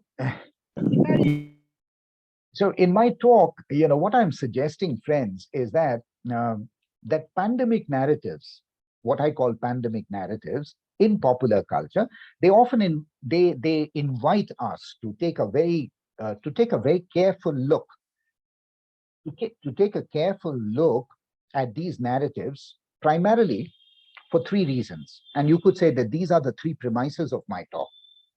One reason I think we need to read films and writings in popular fiction closely is because, fear of contagion, this ecology of fear that I was talking about, this fear of contagion, of panic in these narratives is often displaced onto non-normative bodies. They are displaced onto non-normative bodies, particularly of migrants and outsiders. To such an extent, and also the virus, the COVID-19 virus is also, if you read what we have been reading about it, the way in which it is written about, it is anthropomorphized. It is as if the virus was not just an invisible pathogen, but it had a human form. So that's the first premise. The second premise is that that pandemic narratives in films and popular fiction, the way they not only describe outbreak sites, how a pandemic started, what was its origin, what was its effect, etc., etc. But for in these narratives, what is fascinating, what is very interesting is that these outbreak sites are not only shown as breeding grounds of deadly pathogens, but as contact zones of racial, cultural, and biomedical politics. And therefore, in my opening remarks, I talked about vaccine politics. So now let me quickly jump to, when I say that I'm going to look at pandemic narratives. So what do I mean by pandemic narratives? Well, a pandemic narrative, you can also call it an outbreak narrative. A pandemic narrative is a narrative that, that repeats particular characters, images, and storylines to produce a sort of a formula, a formulaic story, a formulaic narrative. I mean, the films that I'm going to cite and the books that I'm going to bring into our discussion, that both these film narratives, cinema narratives, as well as the narratives, the storyline of popular fiction, they seem to follow a standard storyline. One, of course, I mean that when I'm talking of pandemic narratives, obviously the focus of such films and such fiction is on the is against the backdrop of an outbreak, of a disease, of an epidemic, sometimes an epidemic, sometimes a pandemic. So the storyline is a standard storyline. What is the storyline? Well, all these narratives show that there is a spreading virus which first begins to pose a threat to a community, then it unleashes panic and disorder in society, and many times, not always, but many a times, these stories or these narratives end showing the triumph of humanity, how mankind emerges victorious in its battle with the virus or with the bug. In other words, if we reread these texts, what is interesting is, and this is my inference, is that a pandemic narrative is one that maps a trajectory. It maps a trajectory from social pandemonium to social equilibrium. Not always, but most of the times. It charts out the trajectory, the way in which a virus or an epidemiological disease, threatens society, creating social panic, social disorder. But then at the end of the narrative, well, all, as Browning would have said, and God is in his heaven and all's right with the world. So rather than narratives of being utter hopelessness and despair, these narratives also sort of give us hope. They give us hope. They make us feel optimistic that yes, we will override the menace or the threat of the pandemic, and that this terrible time too shall pass.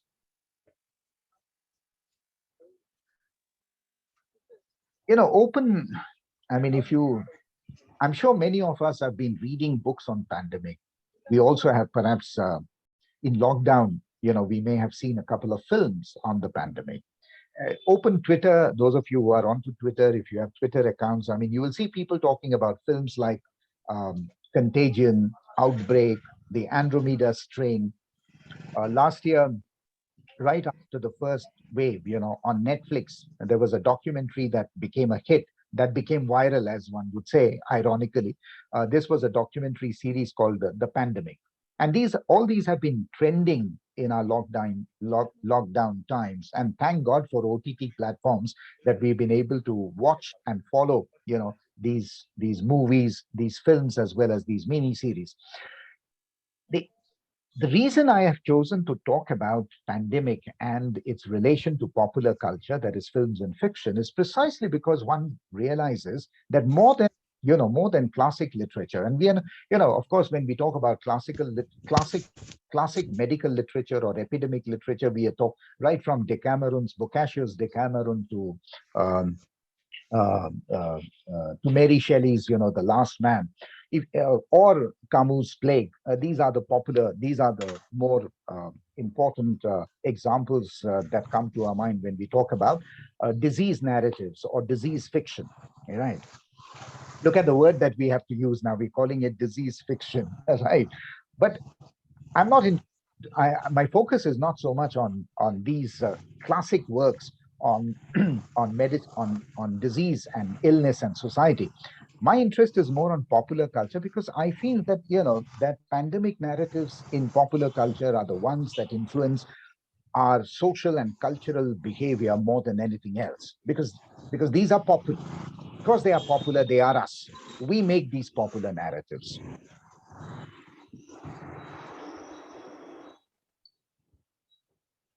Pandemic narratives, what they say about the pandemic, they enter into our conversations, they influence our thoughts, they determine our social behavior.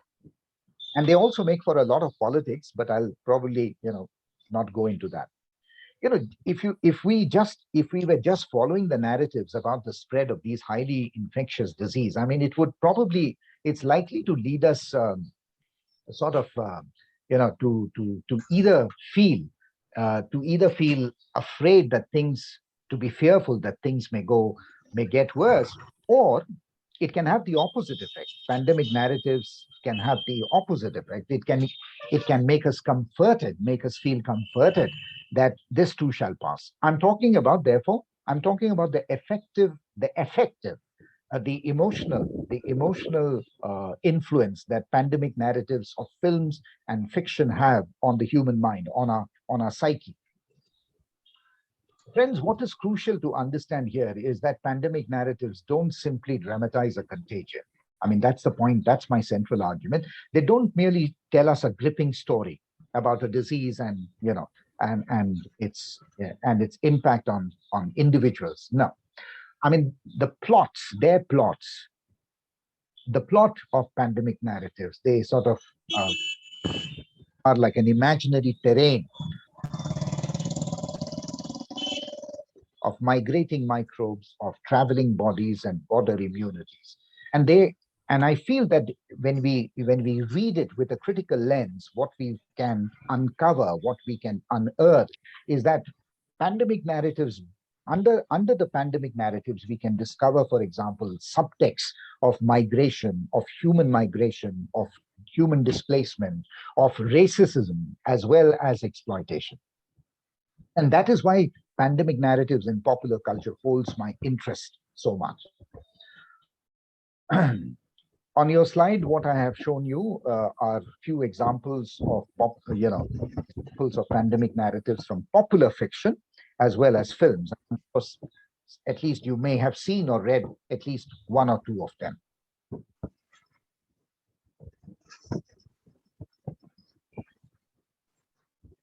It's, when we say that popular culture has pandemic narrative, what do we mean by a pandemic narrative? That I've already explained. I've defined, given you a broad definition, pandemic narrative, but also a pandemic narrative, is characterized by certain tropes, certain. I think you will have to once again, this is very disturbing. Can I request the participants to please mute themselves? I can hear traffic on the traffic in the. Please switch off your mic. Professor Rajashekar. I'm Rajashekar. Please switch off your mic. Sir, continue. Yeah, please do. I mean, otherwise, my train of thought is likely to get derailed. Right. Thank you. Please keep your mics mute. So, when you're talking about when you're talking about pandemic narratives, we are talking about a mythic narrative. A pandemic narrative, friends, it sort of presents the story as a mythical battle, as an epic battle. Whether we are talking about, when we talk about myths, we are talking about epic stories such as the Ramayana or the Mahabharata or the Iliad and the Odyssey. Pandemic narrative is what is called, what I say, is a mythic or a mythic narrative, because it tells you the story, against a cunning and deadly virus. Notice that I'm using the word cunning and deadly virus. So we are not talking about a Dr. Faustus or a Mephistopheles here. We're talking about, or an Iago, for instance, we are talking about a virus. Notice we are attributing to the virus certain human qualities such as cunning and deadliness. And therefore, I said that one of the key qualities of a pandemic narrative is the virus, the invisible pathogen in terms of human terms. So that is called anthropomorphize.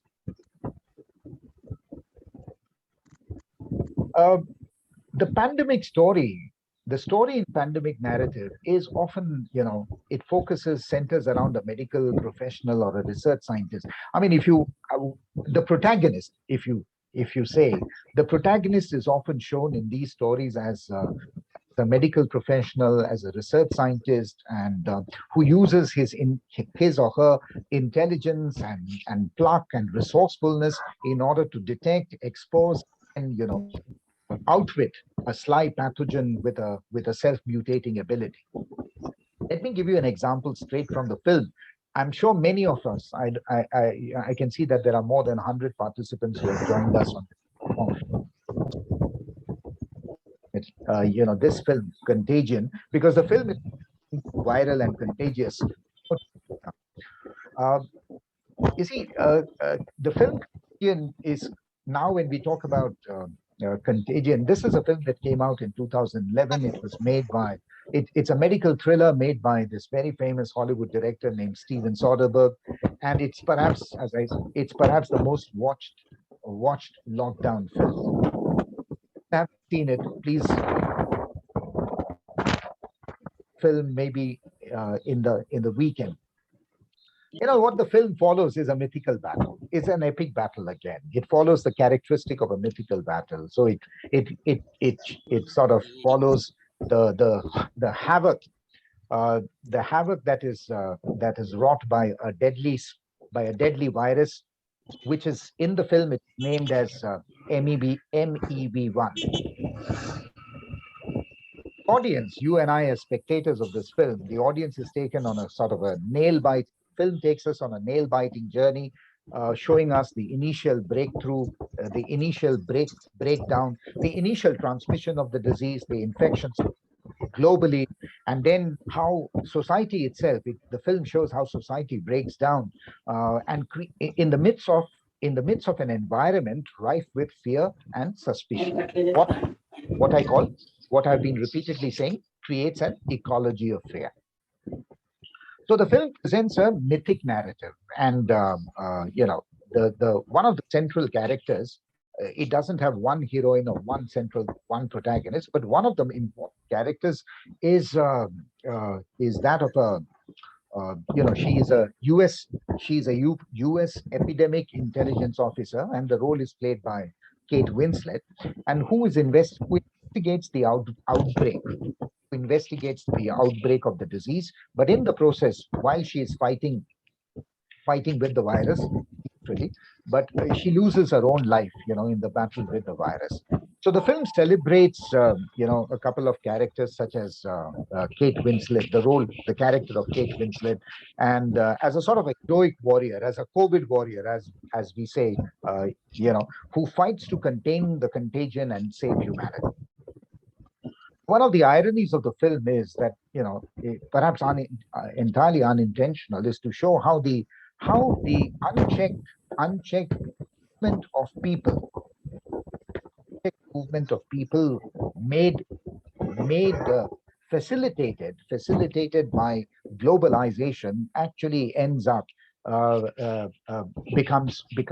accelerates the route of transmission of this disease. So so the sort of film Contagion, its visuals, its images sort of conflate the spread of contagion with the unchecked movement of people that technologies of travel and communication, key drivers of globalization, they facilitate. And in a sense, therefore, this pandemic narrative of the film Contagion throws up, it makes us look at globalization as a very, very paradoxical phenomena, as something that of course makes human communication accessible. It makes us reach out to people across the world, anywhere, anytime. And yet at the same time, even as globalization makes the movement of people easy across borders, it also makes easy the transmission of diseases crossing borders. So the migration of borders, the migration of people, these facilitated by globalization, also leads to the migration of pathogens, the migration of disease. That is so what is so you could say that one of the common trope of a pandemic narrative is that it showcases, it highlights an epic battle, a heroic traveling. It shows a heroic traveling humans who are pitted against a maleficent migrating microbe.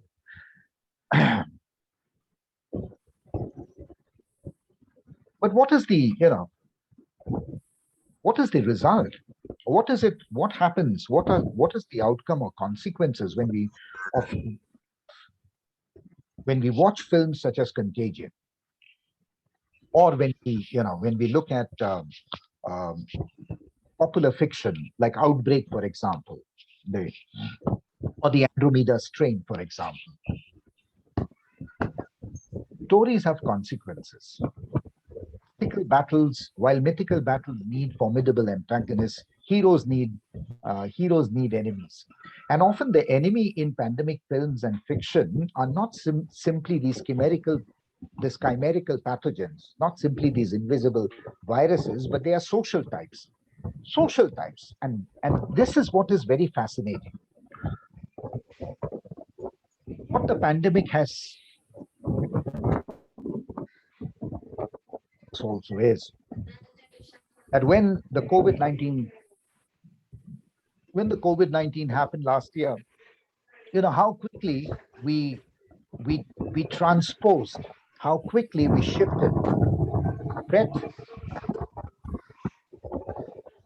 onto certain types of people, migrants and travelers began to be treated as the archetypal stranger. In pandemic narratives, they are shown as the archetypal stranger. What do I mean by the archetypal stranger? As people who cross borders and then threaten the immunity of a healthy host society. So, these archetypal strangers, migrants, for example, they pandemic narratives then show how they are racially and ethnically stereotyped, racially and ethnically stereotyped, and how therefore they are treated like pariahs or worse, like deadly enemies.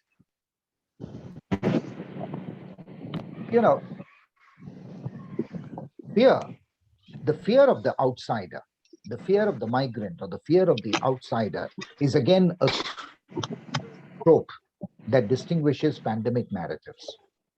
And once again, to go back to the film Contagion, if you look at the posters, again, please, participants, please mute yourself. Please mute yourself.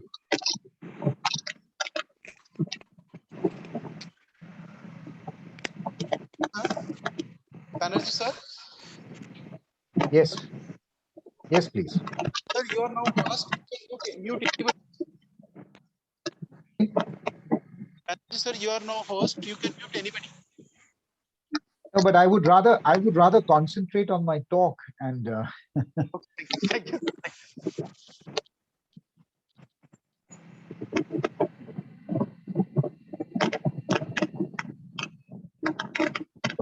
There is a certain protocol that one should follow, and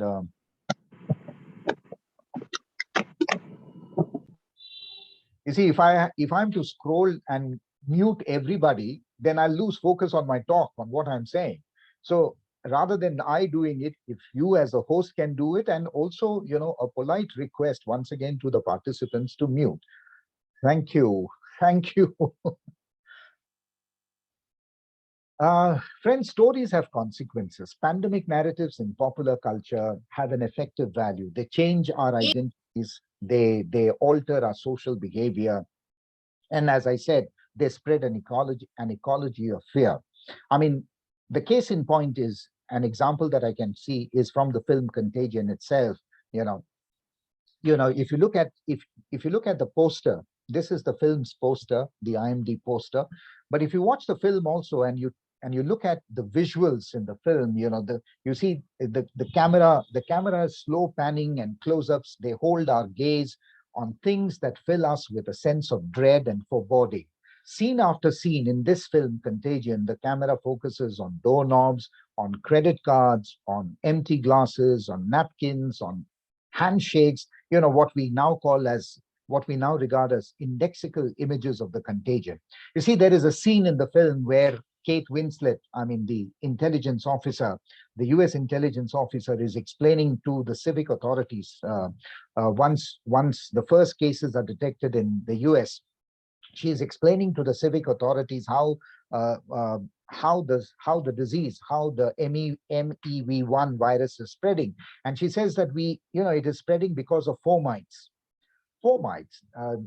I'm sure you remember that this was a word that came into that we learned, that we came to know last year, because it entered into our everyday vocabulary, the word fomite. And fomites are, vectors, carriers of the disease. So, precisely those doorknobs and credit cards and anything that we touched.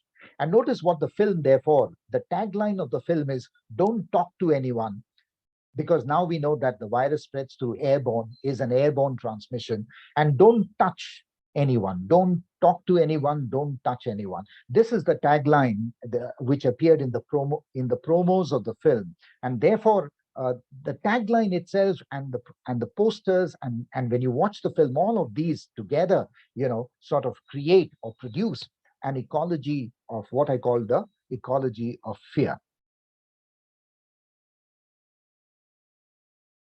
I think what as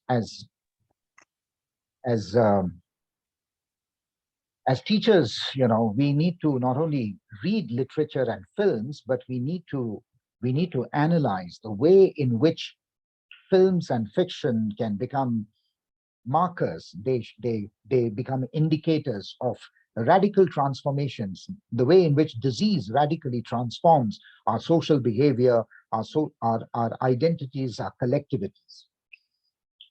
One of the things that one must remember, friends, is that the history of human migration is coterminous. It goes alongside the history of microbial migration. By that we mean that, right from the 15th and 16th century, whenever people have crossed borders, whenever people have traveled from one place to another, from one country to another, from one continent to another, well, they have also carried with them germs and microbes and diseases. And therefore, the human history is a history of migration, but it is also coterminous. It goes alongside the history of microbes and bacteria. Pandemic narratives, friends, are also one which show the pathways of migration, how microbes migrate with human bodies, and how, therefore, the human body itself becomes the vector meaning the carrier of diseases. Let me give you an interesting example of microbial migration, of how, migration of bodies is associated with migration of microbes. And this is a very famous example in medical history called, Typhoid Mary. Now, this is a famous case of Typhoid Mary's actual name was Mary Malone. Her name was Mary Malone, and in the 1880s, Mary Malone, who she moved to the United States from Ireland. So she was an Irish immigrant who moved to the United States. And then once she was in New York, she started working as a cook. She started working as a cook in many wealthy, in the households, in the kitchens of many wealthy households. And well, the curious case of typhoid, of Mary Malone was that wherever she went, wherever she was employed as a cook, well, it seemed that people fell ill all around her. Well, in American medical history, she is regarded as the first immune disease carrier, the first healthy, what we call the first healthy disease carrier, asymptomatic disease carrier. And it took a long while for the New York authorities, both the medical team as well as the medical team, to track the rapid rise in the cases of people falling ill due to the typhus virus, to this particular lady, to this particular woman. So when she was finally tracked down,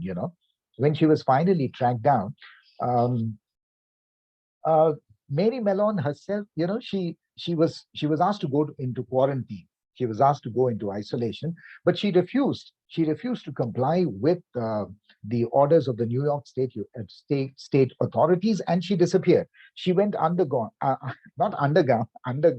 rather. She took on a new alias. She went around again seeking employment using a false name, and thereby spreading disease wherever she went. She spread the disease. She passed on the deadly typhus virus without she herself being infected, because she, as I said, she was a asymptomatic healthy carrier. When she was finally once again tracked down, a second time she was tracked down by the New York medical team, she was sent by the health department. She was isolated on an island,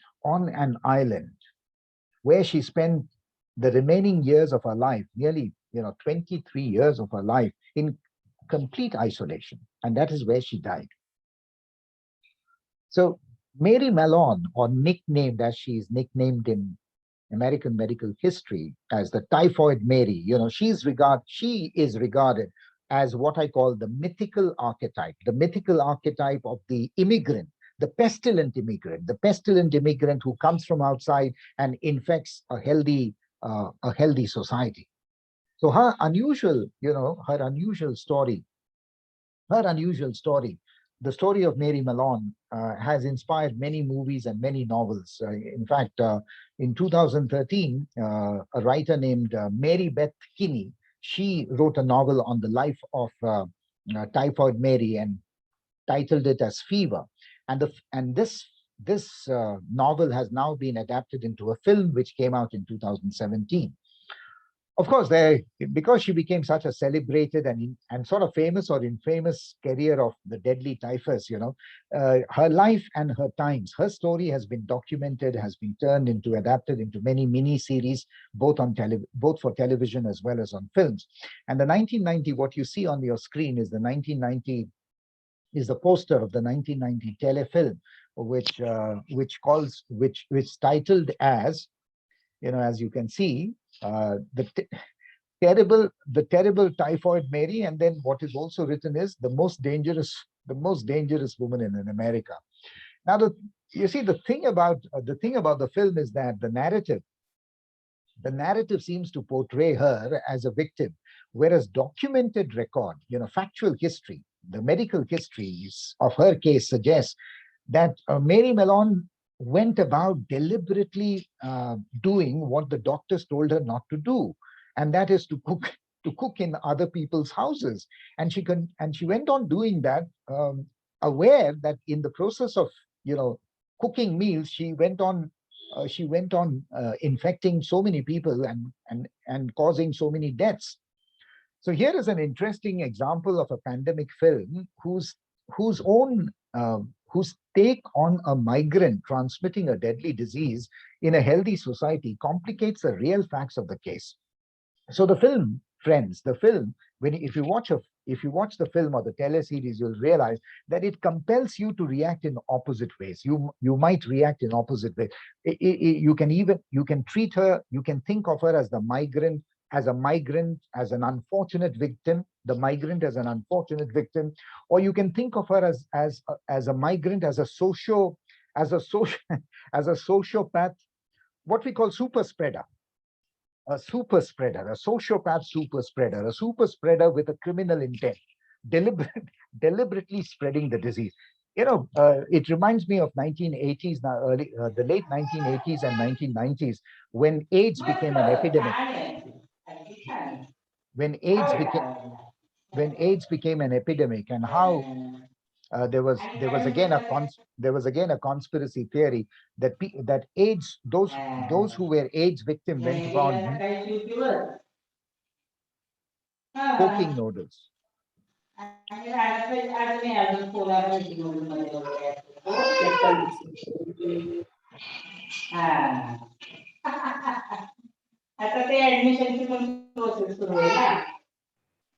आवाज बंद करा तुमचा. आवाज बंद करा तुमचा. Thank you.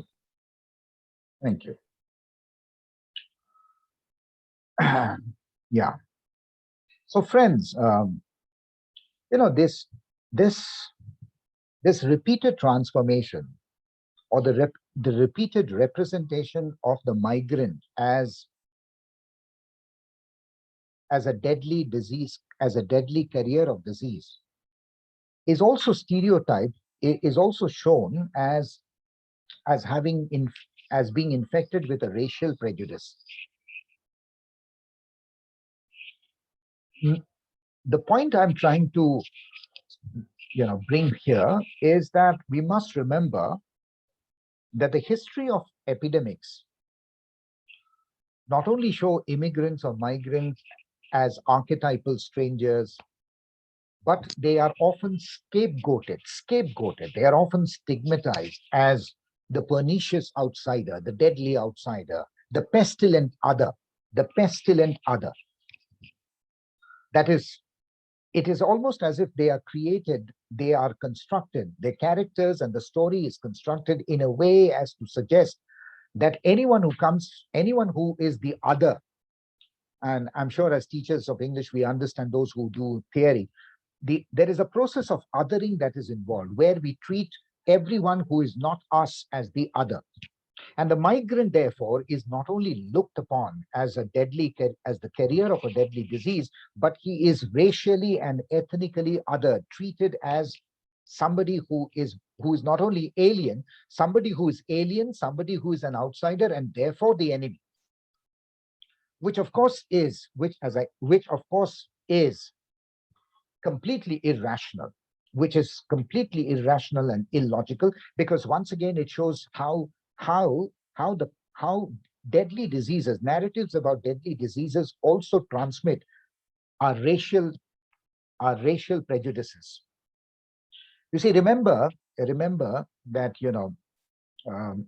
how quickly, when the COVID-19 broke last year, how quickly, especially in the Western media, it was being called as the yellow peril, no less than the then president of the United States, Donald Trump.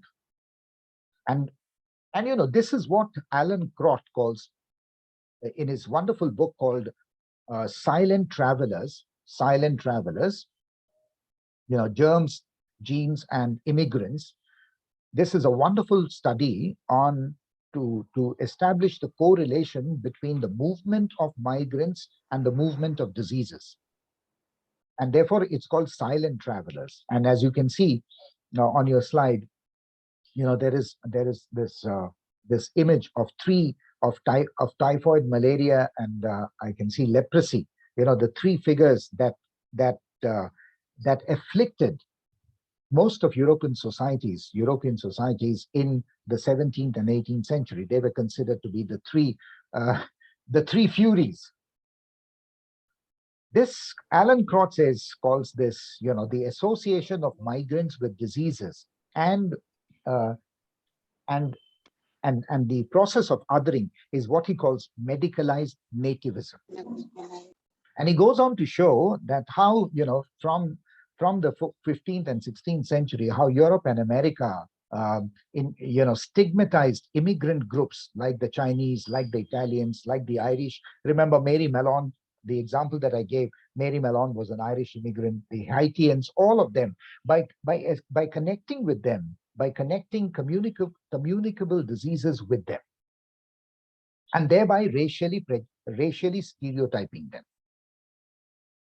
See, in our own country, at least during the first wave, did we not witness the same kind of prejudice at play? The way in which migrants and our own domestic servants, people who worked in our homes, our cooks, all of them became, how quickly we stereotyped or began to think of them as disease carriers, and how we sort of began to treat them in such an, as almost as untouchables. I mean, this is the worst case of medical nativism. The final trope is one that I wanted to share with you, and that is what I call geography of disease. You see, the underlying subtext of pandemic narratives is that the migration of bodies and the migration of pathogens take place together simultaneously. And pandemic narratives map the contagion routes. They reveal a distinct bias about the origin of infectious diseases. Take the example that you have on your slide. This is about a book called The Andromeda Strain, which was also turned into a popular Hollywood movie. The writer of this book is Michael Crichton, and who wrote this book way back in 1969, and then the book was adapted and turned into a film in 1971. Now, the thing about, without going into the details, we don't really have the time, but if you do want to read up on, you can watch the film also, The Andromeda Strain. But what it does is, both the film and the book, sort of traces the origin of, once again, a deadly disease, a deadly epidemic, to an African jungle where the source of the virus is sort of shown to be a monkey. Now, the upshot of tracing the origin of such diseases by not just this film or not just this book, but a number of such popular narratives is that that in the popular imagination, that is in our own imagination as readers and audience, viewers, it sort of creates the virus is the virus in the popular imagination is taken to be a signifier for Africa. It is associated with what Africa stands for, and crucially, what Africa itself symbolizes, a place that breeds disease and contamination. In other words, that the fear of the virus, what I'm saying in pandemic narratives, the fear of the virus is transposed onto an entire continent, either to certain individuals such as Mary Mellon, or sometimes to groups like, the Chinese, for example, or to an entire continent, which of course we know that as Conrad, talked about the heart of darkness. Conrad talked about Africa as being a dark continent. So the point here is that you know that contemporary films and fiction, they are replete with such tropes that sort of perpetuate the legacy of imperialist and racist narratives. Like the discourses of colonial medicine and tropical diseases produced by Europeans in the 18th and 19th centuries, all such narratives seem to be inscribed by an inherent racist bias. And so one feels as if Conrad's heart of darkness, continues to darken many pandemic narratives, even in modern times. This is, this is again a film called Outbreak, which again is sort of traces the source of the disease to Africa, to the African jungles. And as you can see on the poster, there is a monkey there, right? And it is to suggest as if Africa itself is the source, is the origin of the transmission of the disease, because it is a primeval continent, because it is a savage, barbaric, and primitive continent, or primitive place. The final perhaps trope that I would like to talk about, remember I'm talking about pandemic narratives, and what I have done so far is given you a few prominent features of pandemic narratives. That the pandemic narrative is a mythical narrative. It sort of tells you an epic battle between a human and a virus. Then we have talked about the migrant or the refugee or the migrant being the archetypal stranger, one who comes from outside and thereby threatens a healthy the healthy immunity of a healthy society.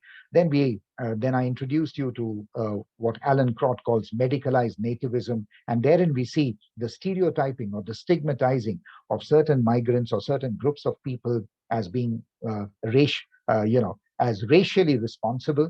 And of course, as I said, the geography of disease, where the disease is traced to certain places in third world countries, certain places like Africa, Asia, or the Far East, where these places in pandemic narratives, much like the narratives in colonial fiction, think of a location, think of a country or a place as the source of disease, not just as a source of disease, but as a source of moral pollution. So they are not just geographies of disease, but they also are topographies of a moral corruption.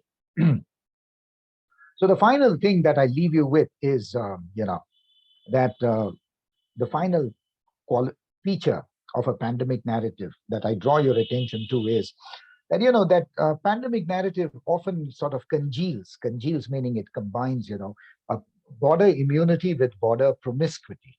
And once again, I have a brilliant example from the film Contagion itself. In the film Contagion, what you see on the screen is actually a scene. It is a scene where one of the important characters, she's an American corporate executive, and as an American corporate executive, she keeps moving from one country to another. And what you see her on the slide is she's making a call. She's in transit. She's in transit from Macau in Hong Kong to the United States. And while she's waiting for a flight, she takes a call. And what the call is? I'm going to read out the dialogue that is shown in the film. that we hear in the film. And she answers the phone, and she holds the phone to her ear, as is shown in the slide. And she says, there is a man on the other side, the man on the other side of the phone. And he says, yeah, John, John here again. You just had sex with me in a hotel room and left without saying goodbye. And she says, yes, and ended up being delayed. I'm sorry, I'm panicking, she says. And John says, the man says, if I don't get to see you again, I just wanted to say it was nice to see you again. And the woman says, it was nice to see you again. It was nice to see you too. And John says, and listen, use the other email I gave you, because that's the only secure one, okay? And the woman cuffs. What you see after she hangs up, she cuffs, she starts cuffing. Now, in the next couple of scenes, as we watch the movie, in the next couple of scenes, we realize that Beth's persistent, her cuffing and her tiredness are the first symptoms of a deadly virus infection that the film shows. And more significantly, you see, the movie seems to project Beth, the character's name is Beth, as the prototype, as an example of the successful international corporate who in crossing international borders also becomes unwittingly a transmitter of disease. The film and the scene that you see, the phone call that she makes on this scene is with somebody. She's a married woman, as you can see prominently. She prominently displays her wedding ring, but the phone call is with a former boyfriend with whom she, because there is a long layover between one flight and the next, she catches up with her boyfriend and she has a sexual. She has sex with him. So the scene therefore, friends, sexualizes her and the pathway of the disease, and that is what is interesting for me. It sort of it imposes, those of us who do film theory, it imposes the scene superimposes. It sort of combines two kinds of gazes, after Laura Mulvey's key word in film theory called gaze, the way audiences look at the film. And what are the two gazes? Well, it sort of combines the epidemiological gaze, by that meaning the disease gaze, with a sexual gaze. And the subtext, therefore, the way I read the scene is, the subtext seems to suggest that the root of the pathogen, the root of the pathogen, going back to the root of the pathogen, is sort of as secretive. It is as secretive as the course of illicit love or the course of an adulterous affair.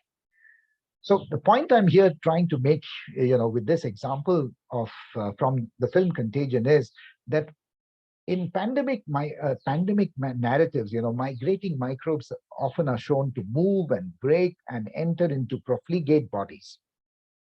So the scandal of a pathogenic outbreak occurs simultaneously with the scandal of a sexual liaison. And we come to, we come to the end of my talk, and my end of the talk is from the film itself, again, the beginning of the film. Contagion is a film which is narrated chronologically. It is, the film shows its storyline as day 2, day 3, day 4, day 5. But it returns the viewer, the spectator. At the end of the film, it returns us to day 1. The film starts with day 2, but it returns us to day 1 at the end of the film. And what is shown on day 1 is how this American corporate professional, business executive, it traces the origin of the disease. And what does it show? In a quick montage, in the last scene of day 1, in a quick montage, the film shows a bulldozer, owned by a mega American corporation, pull down a banana tree, which while clearing a rainforest in China, it disturbs the natural habitat of bats. And one bat takes shelter in a pig farm and drops a piece of banana, which is eaten by a pig. And the pig is slaughtered, and it is brought to a kitchen, to a restaurant in a Macau casino, where you see, as you can see on this on the scene on the slide, where Beth, the American corporate executive, actually is shaking hands with the chef because she wants to compliment the food that she has just eaten. And in shaking hands with him, you know, one obviously we now know that how the disease is transmitted from bats to pigs and from pigs to human. This is what is shown as day one by the film, in the film, and it signals the beginning of the end. But what is more interesting is the fade out, the way in which the film ends. Because the fade out leaves the watcher, the viewer, for example, with the same kind of disturbing tropes that I have been outlining about a pandemic narrative. That it shows, the film shows the wet market. It seems to suggest that the disease originates in the wet markets of China. It sort of manipulates the viewer's perspective, by putting the blame, by pinning the blame of this spread of this deadly disease onto the other, the Chinese as the other.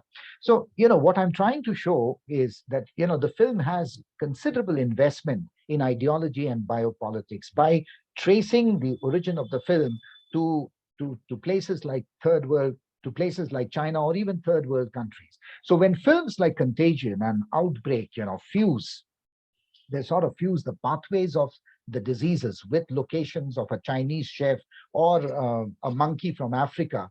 Its visuality, the language of its narrative, the visuality of its narrative seems to suggest that the disease moves only from, the deadly epidemics and pandemics move only from third world, pre-modern third world countries to modern sanitized first world countries. And this is what I want to leave you with, that pandemic narratives in popular culture seem to suggest the outbreak that diseases, epidemics, and deadly diseases, they break out from the global south to the global north. That is from third world countries to first world countries, never, very seldom the other way around. And therefore one may conclude that pandemic narratives are themselves contaminated or infected with racial prejudices, with colonial stereotypes. So friends, what I've tried to do in today's talk, and hopefully you would have found a few of the ideas exciting enough, is to demonstrate the way in which films and fiction, are important sites that help us to interrogate, to examine the politics of contagion, the politics of careers, the politics of border surveillance. And what I've tried to read, popular culture, pandemic narratives in popular culture, is to show how they are invested, how they have a deep investment in cultural politics. So my focus has been to uncover for you the ways in which issues of race, neocolonialism, the problems of globalization or the paradox of globalization, all of these are inscribed in the pandemic narrative of Hollywood films and bestsellers. So notwithstanding their agenda, implicit or explicit, let me conclude by saying that, films and fiction on pandemics do play a crucial cultural role. I mean, they engage, they amplify, they make us rethink about the migration of microbes, the migration of bodies, and and border immunities. And so I'd like to end my talk today and leave you with what one of the best-selling Chinese writers wrote after the pandemic hit Wuhan. She called it the Wuhan Diary. Common enemy of humankind, that is the lesson for all humanity, that the only way we can conquer this virus and free ourselves from its grips is for all members of humankind to work together. So thank you so much. Thank you, Dr. Ganjawar, principal of the college, and thank you, dear participants, for joining me. And if you have any questions, I'll take them now. Thank you, sir. Thank you for your mind-blowing and eliminating speech and presentation on literature in the pandemic era. Sir, before getting into the next session, may I request the delegates to have any queries as regards the keynote address session and session 1 of Professor Dr. Prantik Banerjee. Participants are requested to have queries as regards the presentation of these two great scholars and resource persons. Are there any queries?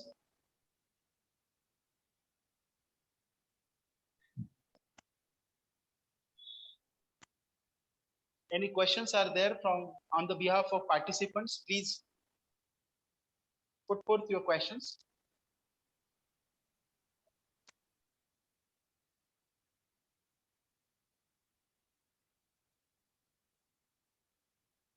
Hello. Thank you, sir. Hello. Am I audible? Please. Hello. Excuse me, sir. Yes, please, we can hear you.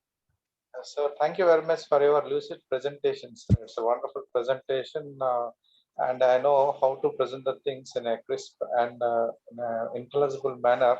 I would like to congratulate you at this particular juncture, sir. I don't have any questions. It is only thank you. Thank you very much. Thank you so much. May I know which college you are from? What's your name? Yes, Srinivas Babu, Vice Principal and of the Department of English, Gayatri College of Science and Management, Srikakulam, Andhra Pradesh. Thank you so much for your work. Thank you, sir. Thanks. Thank you, Professor Dr. Prantik Banerjee and Professor Dr. Ashok Thorat, sir. Thank Now, you. with the permission of the President, we will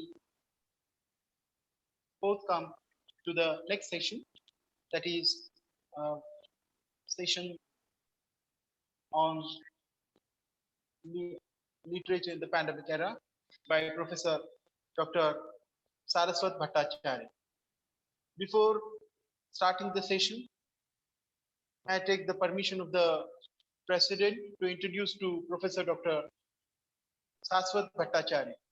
Professor Dr. Saraswat Bhattacharya is a renowned scholar, critic, and literati in India. He is a teacher in charge, head of the department, Deshbandhu College, University of Delhi, New Delhi. Professor Dr.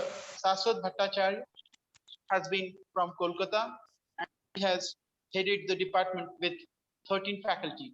Sir also has been a renowned critic and a renowned creative writer as regards pandemic literature. Without making any more delay, may I now call upon Professor Dr. Saraswat Bhattacharya to have a dialogue with our delegates. Professor Dr. Saraswat Bhattacharya. Thank you, Dr. D.N. Ganjavar. Am I audible? Yes, sir. Yeah, so this is generally, I also thank the principal of the college for having me with you. And time and again, I will come up with this sentence, whether I'm audible or not, because in the post-pandemic world, not post-pandemic, the pandemic is still going on. We all have become used to one thing, that how to mutate ourselves for any mode of communication. So the very act of asking this question in the very beginning, whether I am audible or not, is an act of mutation. Now, I was listening to Professor Prantik Banerjee's talk, and towards the end, he was giving references to Chinese novel, and he was leaving us with certain questions. I think it would be nice for me to start from there in particular. Just a moment.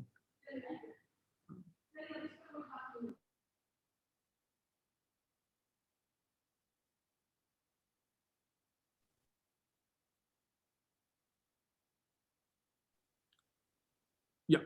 Am I audible now? Yes, sir. Yeah, thank you.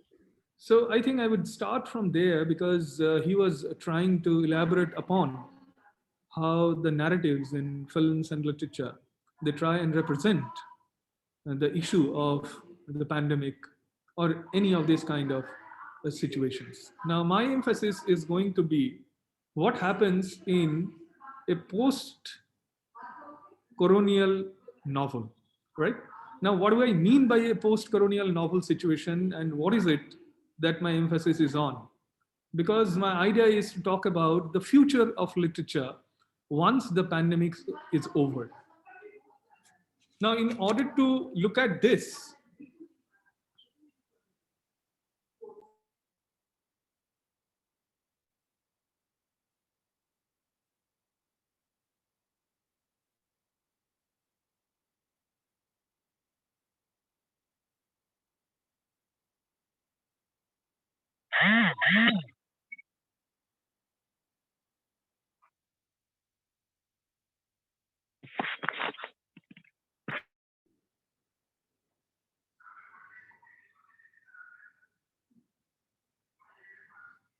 yeah.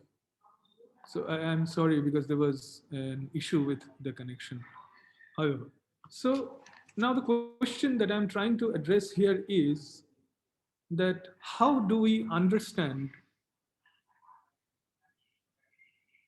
the consequence of a pandemic, which is officially known as the disease, let's say, of the decade or the century so far? How does literature reorient itself to sustain in a post-pandemic situation? So what would be the future of the literary practices of reading and writing? What would be the difference in narrative structures, if at all, that we have to wait to see and address us 5 to 10 years or maybe more years to come from now? Now, in order to understand the future or make a conjecture into that, let's try and go back to the past of such situation and see how they were actually recalled. Now, one of the major questions which will come is, because the experience is so overwhelming, because the experience is so inescapable, whether we will have a literature or a representation of anything that does not have reference to pandemic, right? Now, if we look at the history of it, this is not the first time when we have such an experience. There were great plagues that took place. There were great famines which took place. And there were historical records also about them.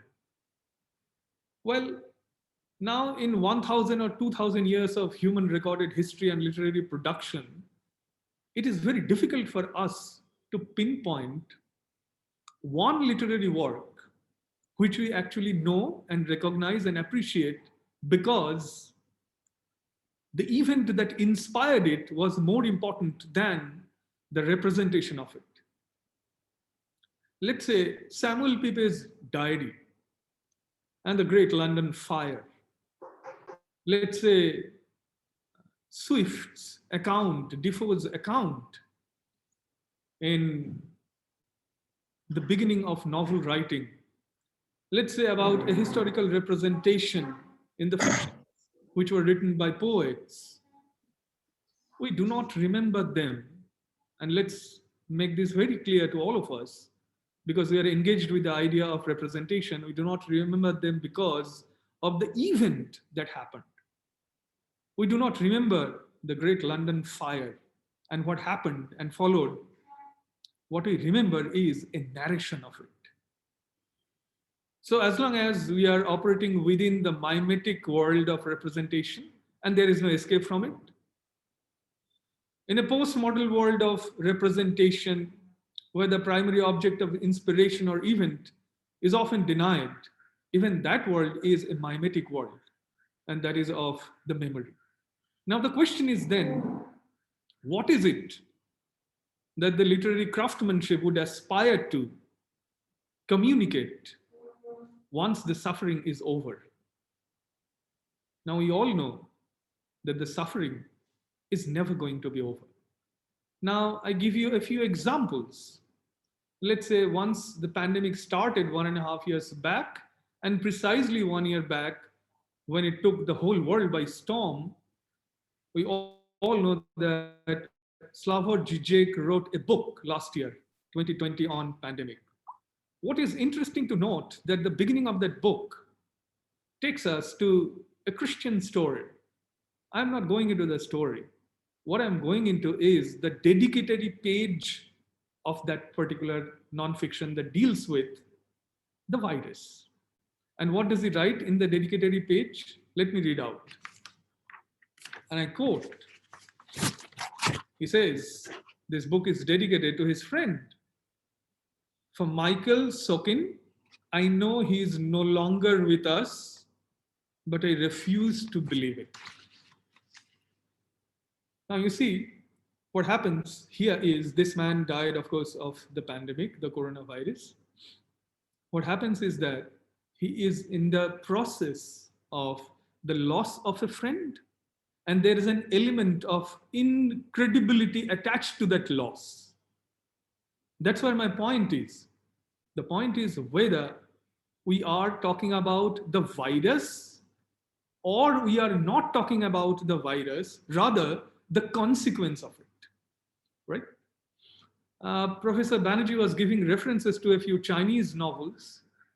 I joined towards the late, so I heard only one. And there are Chinese novels written about SARS 2003 pandemic. One that I have in mind was Such is the World. I often give references to this 2006, and it was translated in 2011 by A.E. Clarke. The whole novel, what is important is it is about a 40-ish year-old widow, right? I don't know whether he has already spoken about it. Fine, so excuse me on that. So this is about his son who has been to France for advanced studies. And now what happens to this widow? There is a dog who is the namesake of her son. And then the memory of her son is being replaced by the movement of the dog. And the reader is invited within that narration of communication of absence, which will ultimately rendered as the communication of loss. So as literary craftsmanship, as literary critiques, what perhaps we are looking at is how the newness of narration will appropriate this newness of loss. With the idea of loss comes the idea of the construction of memory, which is at the defense of loss. The primary idea of reading a novel or a poem or a literary piece, which is definitely a solitary act. An individual opens a book, reads it, consumes it all by himself or herself, and then engages for that moment by breaking one's own solitariness, by breaking one's own isolation. So a novel or a literary piece or an object of reading is a rebellion towards, a radical move towards breaking the individualness, the loneliness of an individual.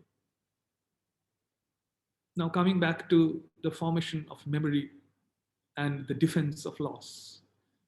Now in post of grammatology, Jacques Derrida, the philosopher, in an interview spoke very clearly about the idea of his loss, and that can be extended to a general loss for everyone. Now I would read out those 2-3 lines from that interview to see how he's trying to talk about the loss. And he says, if there were any experience of loss at the heart of all of these, the only loss for which I could never be consoled, and that brings together all the others, I would call it the loss of memory. Now, this interview was with Anne Berger. Now, here we see that there is a postmodern thinker who is putting the loss of memory at the root of all other loss. What remains after one dies is a story. the reason why literature is written. Literature primarily is an act of construction of memory. Literature in a post-pandemic world, if there is a world at all, which is entirely free of the viral invasion, will not tell us what the virus was, what protein variations or mutating habits it developed. What it would talk about is how we have been able to evolve a narrative strategy to tell us what happened to human beings, how our emotions were reorganized in front of an overwhelming, overarching pressure and a call for general death. This virus is very democratic. Well, Zizek, whose reference I gave, he called it a virus of ideology. I will come back to that later. But before this, let's see how writers have dealt with the question of the pandemic or the epidemic disease in their literary productions and how seriously they were taken. Until 1 year back, every literary department across India or anywhere else, we have been teaching or discussing about various plays of, let's say, Shakespeare. But we hardly, if ever, took care of the fact that Shakespeare's plays have references to the different plagues, not one or two, but 6, 7 plagues which he himself experienced in them. Often Shakespeare's characters will come and curse each other by saying, plague on it, plague on you, right? So much so that the Oxford University professor Emma Smith said that in Shakespeare, the plague is everywhere and nowhere. Strangely enough, as it was noted by her later, and also echoed by Stephen Greenblatt, that no one literally dies, no major character in Shakespeare dies of the plague, right? Now, Stephen Greenblatt wrote 1 year back in connection with the plague, the pandemic, and Shakespeare in the New York Times. And there he was trying to show us the evidences that how Shakespeare was actually referring to the different plagues or mortal situations which were caused by the disease, but he never allowed his plays or the characters to have the disease as the focus of it. This talks a lot about what I'm trying to argue is, you see, Tagore also once said that there is sadness, there is death, there is pain, but life is bigger than all of these. And once, as human beings, as collective human beings, we have decided to survive, and we have been able to survive and live more or do more than our mere survival, then the narration of loss will appeal to us only when it is aesthetically represented. We are not bothered about the loss as literary students. We are bothered about the narration of the loss. It may be loss of someone else, it may be our loss. There's hardly anyone today present here, about 100 people who have not known anyone who has not lost a life in past 1 year. So how does this narration affect us? How does this narration affect our aesthetic sensibilities and help us judge and foresee what might happen? Now let's try and see some of the epithets which have come up and been attached to the idea of pandemic before the whole COVID virus thing happened. I would give a reference to a few books which were published, let's say between 2000 and 2011, before the Ebola came. Because SARS, well, when SARS happened in 2003 in China, we heard about it, but there was no emotional connection on our end. When you heard about 2014-15 Ebola in Africa, we came to know about it, right? But it never hit us. Even when the first wave of the pandemic happened in India, we hardly came to know people who were dying and known to us. When the second wave happened, finally it came inside our houses. There was hardly any house where death did not knock on the door or there is a neighborhood. What was distant even a year ago has now become a constant shadow companion with us. Now, it is not the virus which is the companion with us. It is the narration about the virus. It is the sense of an imminent danger that has emotionally impacted us so much that we have also begun to call and recall different epithets which are associated with the virus and its spread as our daily and day-to-day rhetoric. However, coming back to some of the essays and the books, there was an essay which got published in 2002 in the Social Science Studies. It's called The Security, Disease and Commerce, Ideologies of Post-Colonial Global Health. Nicholas King, in that particular essay, came up with a suggestion that from now onwards, this was written in the pretext of, and there were subsequent volumes of the essay as well, in the SARS pandemic, he called it an emerging disease worldview, right? Professor Banerjee was talking about that there might be different disciplines of pandemic studies which are emerging, right? So this was well predicted in 2002 that there is an emerging disease. In 2008, Priscilla Wald published a book from Durham called The Contagious: Cultures, Carriers, and the Outbreak Narrative. And he called that the new mode of representation is inescapably to follow as outbreak narration. So what is that outbreak narration? I'll come to it, but before that, there's another book I would like to make a reference to, 2011, Laurent Berlant, again from Durham.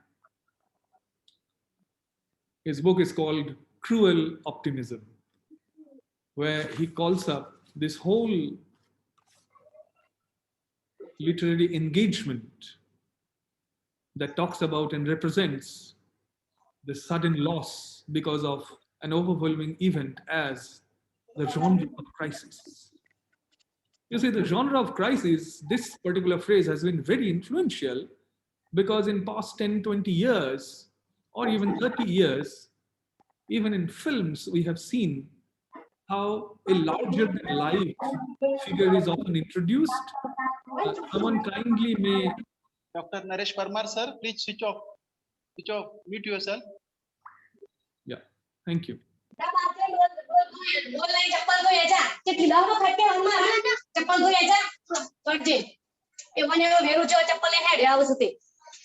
Please mute yourself.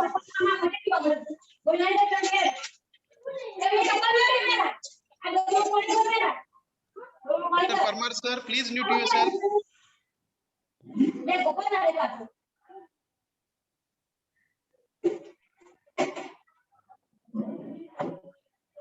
Yeah, is it silent now? Right. Fine. Yes, sir. Thank you. Thank you. Yeah.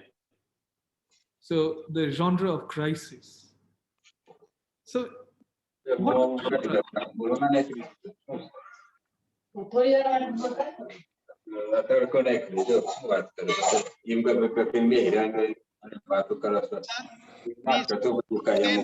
you, please mute. sir.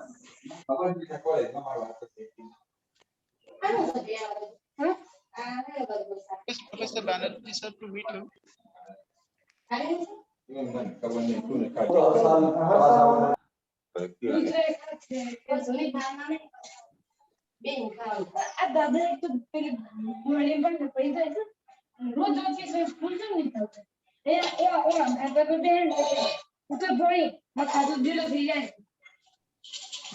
अगं मोठी आई तुझा आवाज बंद करून घे किंवा मग left होऊन जा.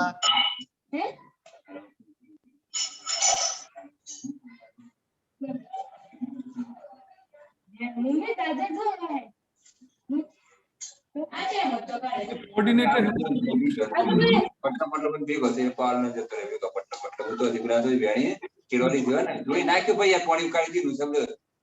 Dr. Parmar sir. Dr. Naresh A. Parmar, please mute yourself.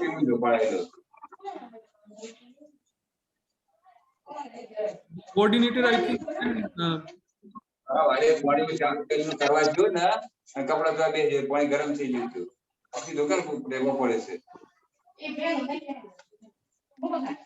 May I request Professor Banerjee sir to make me host?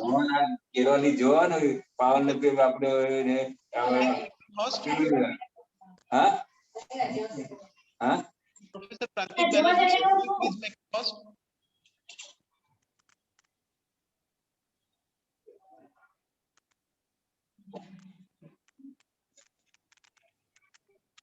Yes, please continue, sir. Thank you. Thank you. Yeah.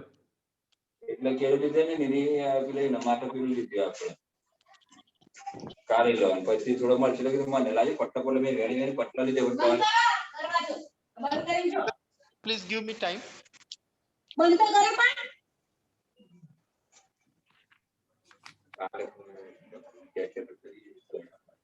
Parmar अपना आवाज बंद करो.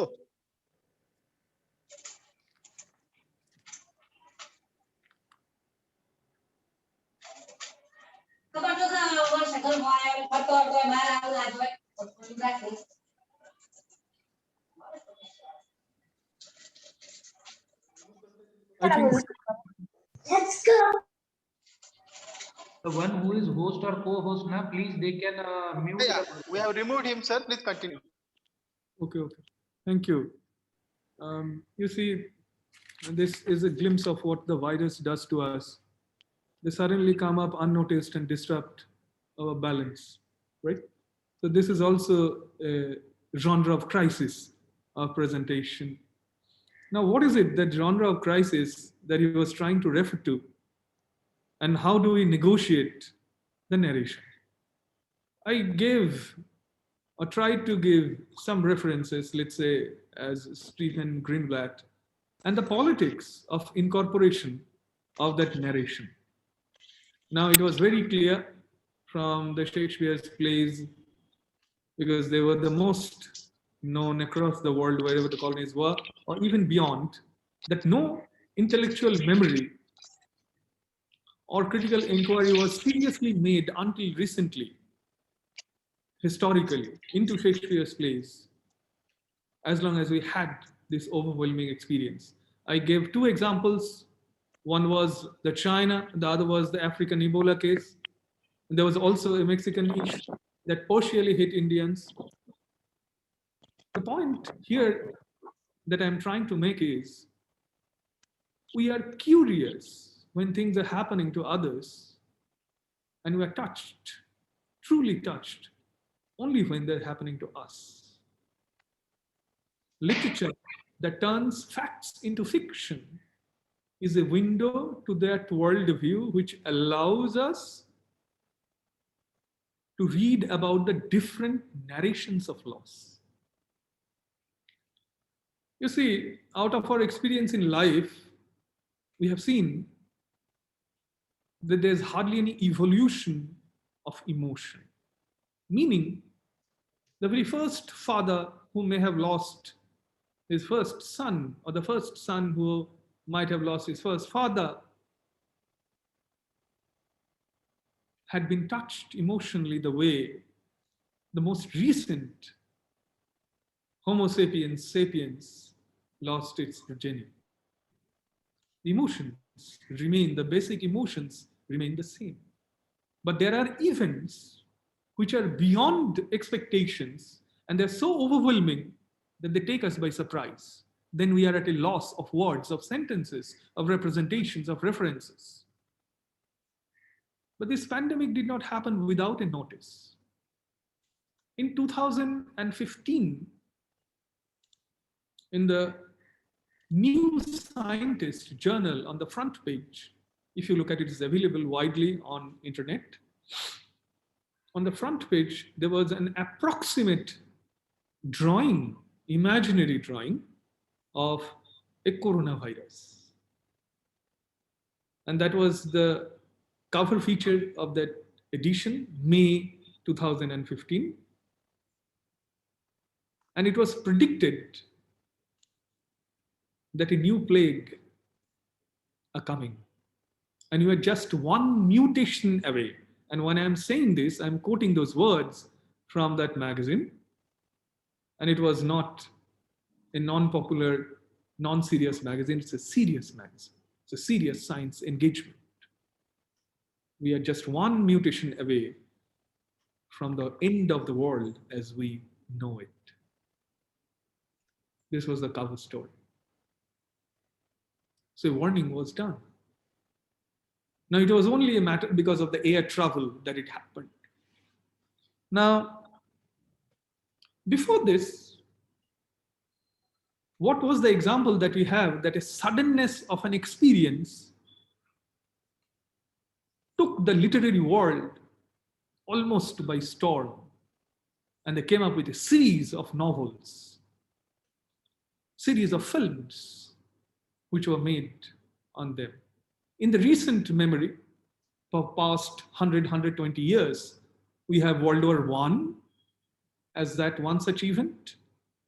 We have World War II as one such event, but World War I is more important than World War II because World War I was unthinkable. It's the scale of the engagement and the human destruction was such that people would have only connected it in terms of mythical stories and epics. And then it was happening.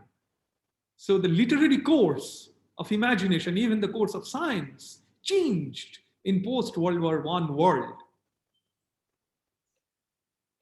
With a series of poems which were written, we even talk about the post-war poetry, we talk about post-war novel. But the question here to ask, do we read these novels or these poems to have more information about World War? Or do we read them because they present us with a narration that appropriates, that represents, that mimics the human experience during and after that event? We do not go to literature for pieces of information. For that, we have other reliable, in fact, more reliable resources. We go to literature because we want to understand how other human beings are trying to emotionally cope up with a certain situation. In the very recent past, we had an event like that called 9/11.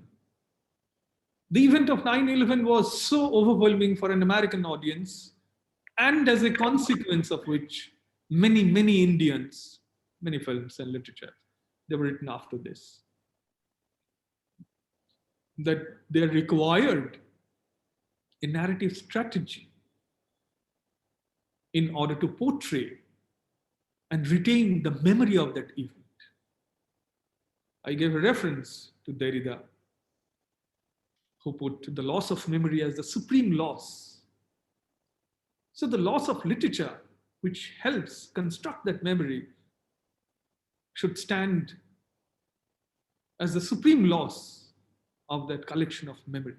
I am not here going into the debate of history, memory, and literature. The question here is, that how does literature help us sustain the life livable beyond this pandemic? We all are alive right now. We all are engaging with a narration. We read books, we communicate, we live. But we're doing all of these because we have been able to find a narration of it. If we are not able to find a narration of it, then we become speechless. Well, after the 9/11, Jimmy So in the Daily Beast, he wrote, the truth is that and the 9/11 was so unanticipated and traumatizing that when we peer into almost any novel written after 2001, we see 9/11 staring back at us. It's an inescapable experience, but not the only experience. Martin Amis wrote post 9/11 that after a couple of hours, when the event happened, their desks on September 12, 2001, all the writers on earth were reluctantly considering a change of occupation. Why change of occupation? Because the truth, the fact of that event has now grown so big that no fiction perhaps can accommodate it, right? Literature has this ability. However, literature came triumphant. Films came triumphant. Photographs came triumphant. Because after that historical moment of that event, what remains is the photographs, is the personal memoirs, are the interviews, experiences, literary pieces, and they in turn construct the truth and the reality of that event. Our past, which is memory, which we call the memory, is a production of our present. And strangely enough, our future is also a construction of our present. Literature, novels, whenever they're written within a time span, within a cultural context, they try to hold that past. They try to foresee that future. The reason why, the basic conflict in science fiction, by the way, is not the advancement of science. We all are living a science fiction life. I'm sitting here in New Delhi and speaking to you people who are here present today from all over India or maybe even abroad. This is a science fiction we are living. But my question is, are we bothered about the apparatus? Are we bothered about the interface? No. We have taken them for providing us with certain facilities, and that's it. What we are currently bothered at is how our communication is taking place beyond, because it is through this machine. So the point of the argument here is that the event for literature is not important. What important is how to construct a narration of that event during it or even after that in order to create a truthiness, an appropriateness of representation around that event. Well, I was talking about post 2001 novels. There are so many. Elizabeth Costello, Coetzee, The Emperor's Children by Clive Mays, Extremely Loud and Incredibly Close, which was later made into a film also, 2005, The Reluctant Fundamentalist, right? Falling Man, Saturday, right? And there are so many.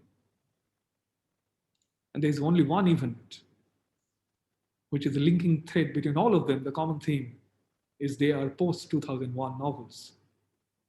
The change, the worldview, right? What in the beginning I said, the emerging disease worldview, the emerging problem worldview, as it was called by Nicholas King. Now, within this rhetoric of loss, what is it that we expect literature or the literary creative artists to do in a post-pandemic world? Well, the answer has already been provided by me. That is, they would try and appropriate that sense of loss, that sense of an ending within a new strategy of narration. Now let me read out a very small passage from one of these novels, right? And let's see that how this newness of loss has been appropriated within literature. Twilight of Superheroes, and Deborah. And in that novel, we come across a situation of someone losing one's love, and the writer, one of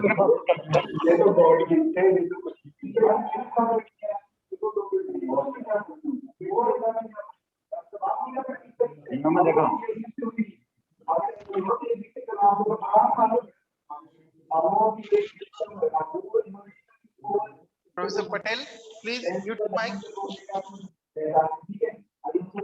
Please mute your mic. Patel, 1 minute.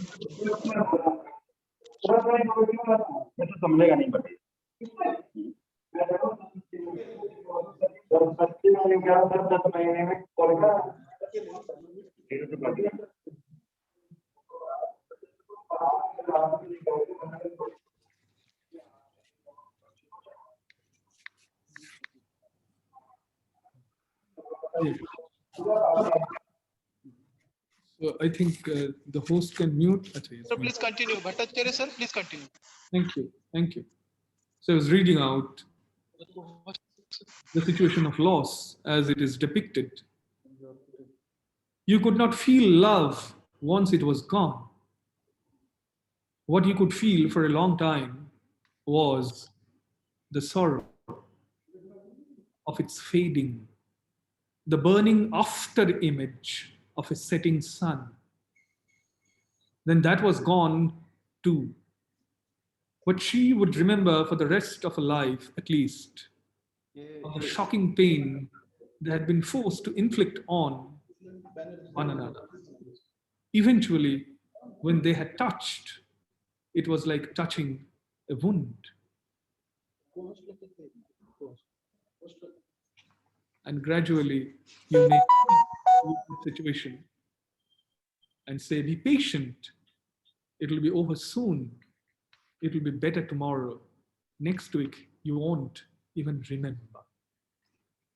So that's how it happens, that a narration comes and it tries to take you through that loss of pain by revisiting it in situations in life, maybe yours or someone else's, and reconcile with you with that situation. See, tragedies were written, we know from the classical theories of tragedy. Tragedies were written because they had a therapeutic effect on the audience, right? The idea was to again reconcile the citizens, restore the rationale of the citizens within a well-governed city. The aim of comedy was also the same, by pointing out the inadequacies. How does one reconcile with the situation? So for past 2,500 years, the approach to production of literature has not really changed. And I'm hopeful that it will not change for next 100,000 years as well. And the duty of the writers and the representations in films, let's say in songs, in cartoons, is how do we present and preserve ourselves within that sense of loss. So in a post-colonial situation, in a post-pandemic narration, things will not change much. That's my submission.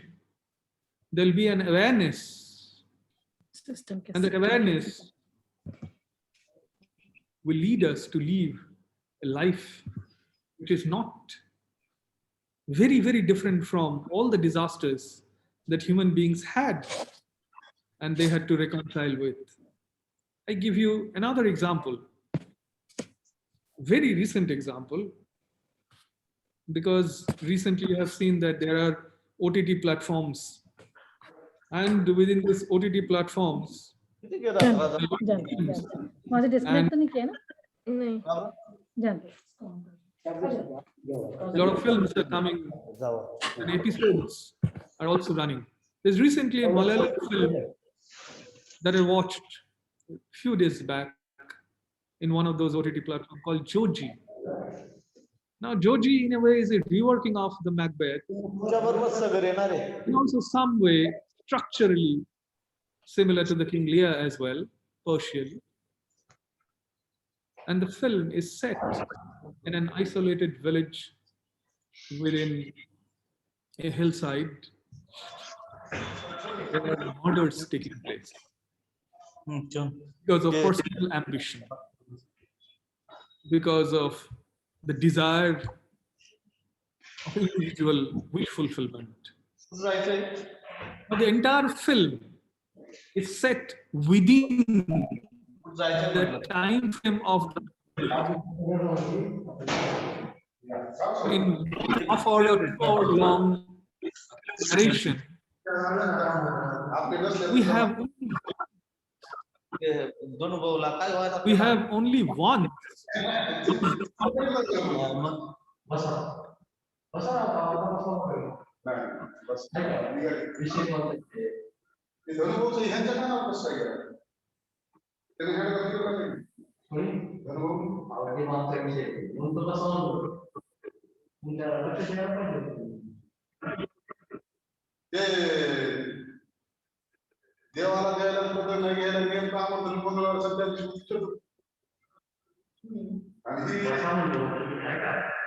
Can the host mute the person where the sound is coming from?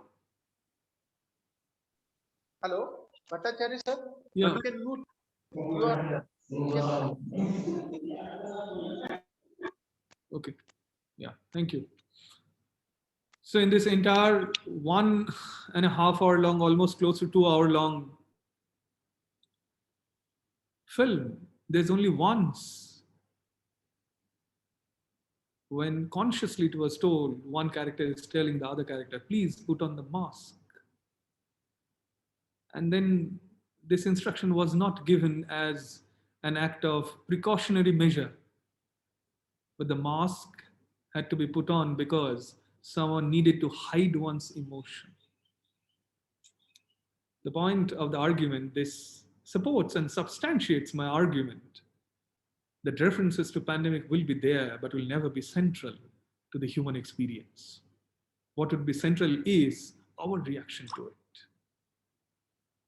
How we are able to include the narration of pandemic, but not make that the central to our living experience. This is what is going to happen in the post-pandemic world. I was giving a reference to one of these novels, which was later made into a film also, Extremely Loud and Incredibly Close. The lasting impression is about the sense of that loss rather than the cause of that loss. Fine? Loss always finds us by surprise. And therefore, the experience and the reaction to it is also overwhelming, right? If we get too much into the inquiry of the event, we tend to become historical in our approach. But we have to remain, not have to, if we wish to remain within the realm of literary representation and enjoyment of reading and narration, then we have to deal with the human reaction to it, the consequence of it. The emphasis on how developing a narrative is more important than to know the know-how of the virus and its structures. Because once we are able to develop that structure, it's not going to create an original memory of the event, but it will help us understand what really happened in the emotional landscape that we inhabit on a regular basis. Thank you. Thank you everyone for listening to me. It was a short presentation without any slides because I wanted to present an argument. And the argument was about the projection of the literary development in the future. There may be newer forms which will come out, perforated forms of representation, because a lot of graphic novels started coming up in the post 2001 event, because visuals become very important. Larger than life visuals become very, very important to depict a life which is, the previous speaker, I'm sure, had elaborated upon this in a big way, so I'm not getting into that. But as a purely literary aesthetic point of view, this is my submission. Thank you. I would be glad to receive engaging questions and inquiries. Thank you, Professor Bhattacharya, sir. Are there any participants who wish to ask any questions to Honorable Professor Bhattacharya, sir? May I request the participants, if any queries are there, you are free to ask Professor Dr. Bhattacharya, sir.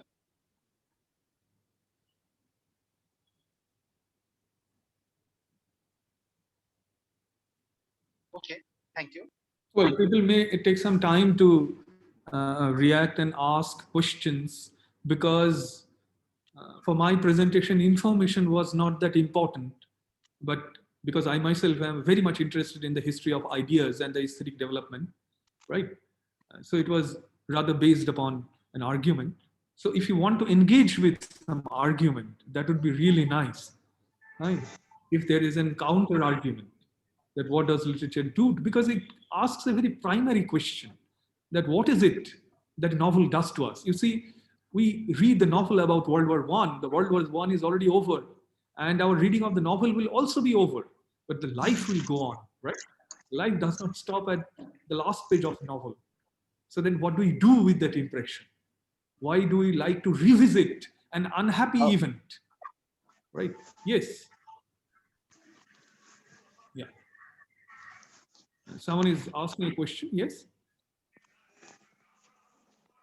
Sir, hello. Yes, yes. Myself, Mr. Mangilal Rathod, Assistant Professor, Department of History. Right. Sir, my question is, what will be effect from literatures from coronavirus? Well, the immediate effect that corona. I am asking you, sir, what is the reflections between 21st century reflections in Indian literature perspective? Well, you see, because for the first time in known human history, we have an experience which is truly global. There is no Sri Lankan experience, there is no Indian experience, there is no African experience or American experience about the pandemic. Because people are dying everywhere, and they're dying more or less in the similar fashion. So the Indianness of Indian novel is a question which is a matter of maybe a different talk altogether, right? Yeah. So every nation will have its own narrative strategy, how they coped up with the pandemic. So this would be my response to it, because Indian novel about pandemic is a genre which will develop only when there will be a sizable amount of novel dedicated to the pandemic situation. For instance, example, thank you, sir. Thank we you. also talk about in India the partition novel, Anybody or the else? partition, right? Thank you for your informative presentation, excellent one. So may I now request we are now friends on the verge of the end of the webinar. Last but not the least, I now request Dr. Vishwambar Chavan, colleague of our department, to put forth vote of thanks. Dr. Vishwambar Chavan.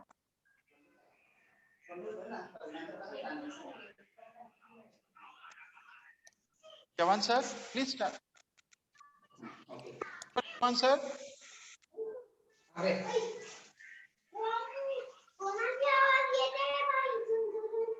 Mr. Dr. Vishwambar Chavan sir.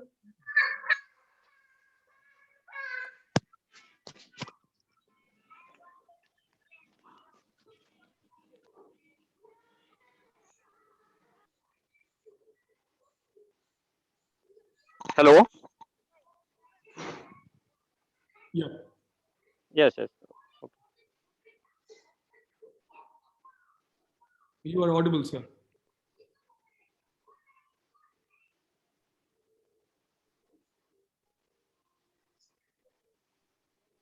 Mr. Yashraj has raised.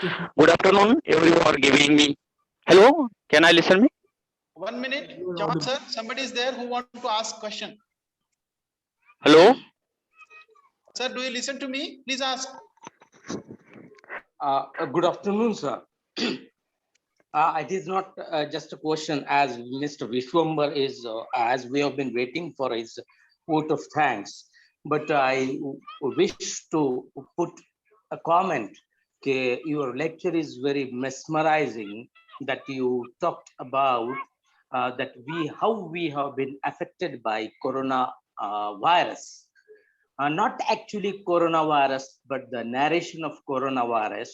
And I really liked your arguments. Thank you, Bhattacharya sir. Thank you. Sir. Now may I request Dr. Okay, thank you, sir. Yashraj Bhatane. Yeah. Yes. Yes. Thank you, sir. Dr. Chavan sir, please. Yes, yes, sir. Good afternoon, everyone. I thanks my college for giving me the opportunity to express my gratitude on this special day. It is the big day for our college that we are celebrating our golden jubilee year with hosting this one-day internationally conference on the literature in pandemic era. More than research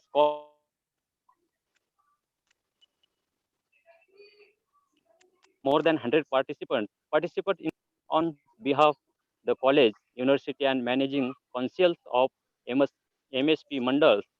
I express my heartfelt. I would like to thank President of MS Mandal, MLA, respected Prakash Dada Solanki. I would like to thank Secretary of MSP Mandal, MLA, respected Satish Bhau Chavan, and also thanks to College Development Committee member Lobaji Chauhan, Ram Singare, Ajay Sinha. I would like to thank Professor Mukund Sawant, Honorable Jadhav sir. Thanks to our chief guest and inaugurator of today's e-conference, Dr. Homraj Khadka. I would like to thank Professor Dr. Ashok Thorat for their valuable keynotes address. I would like to thank Dr. Banerjee who enriched us with their resource knowledge. I would like to thank Professor Dr. Sastawat Bhattacharya for their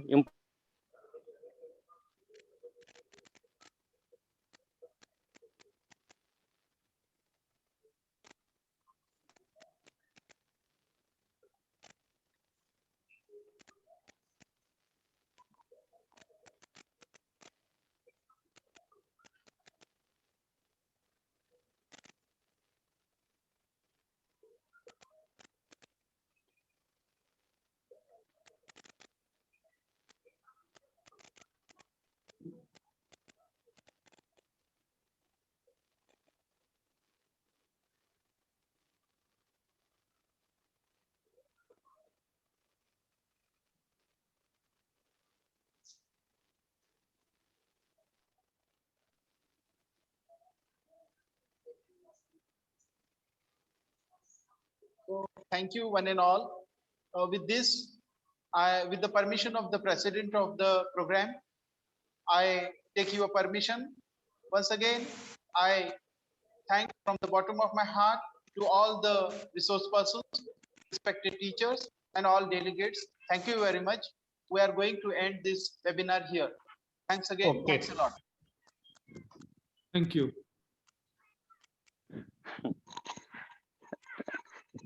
Thank you, sir, for network problem is coming to.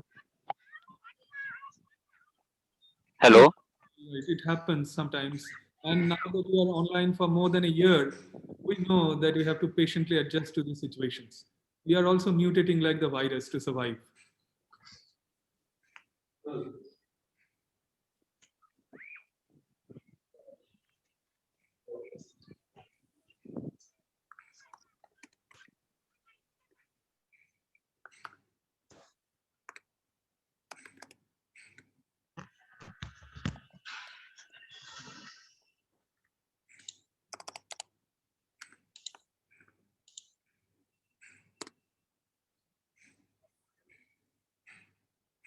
So may I leave now because the session is over? Yeah, I think so. Thank you.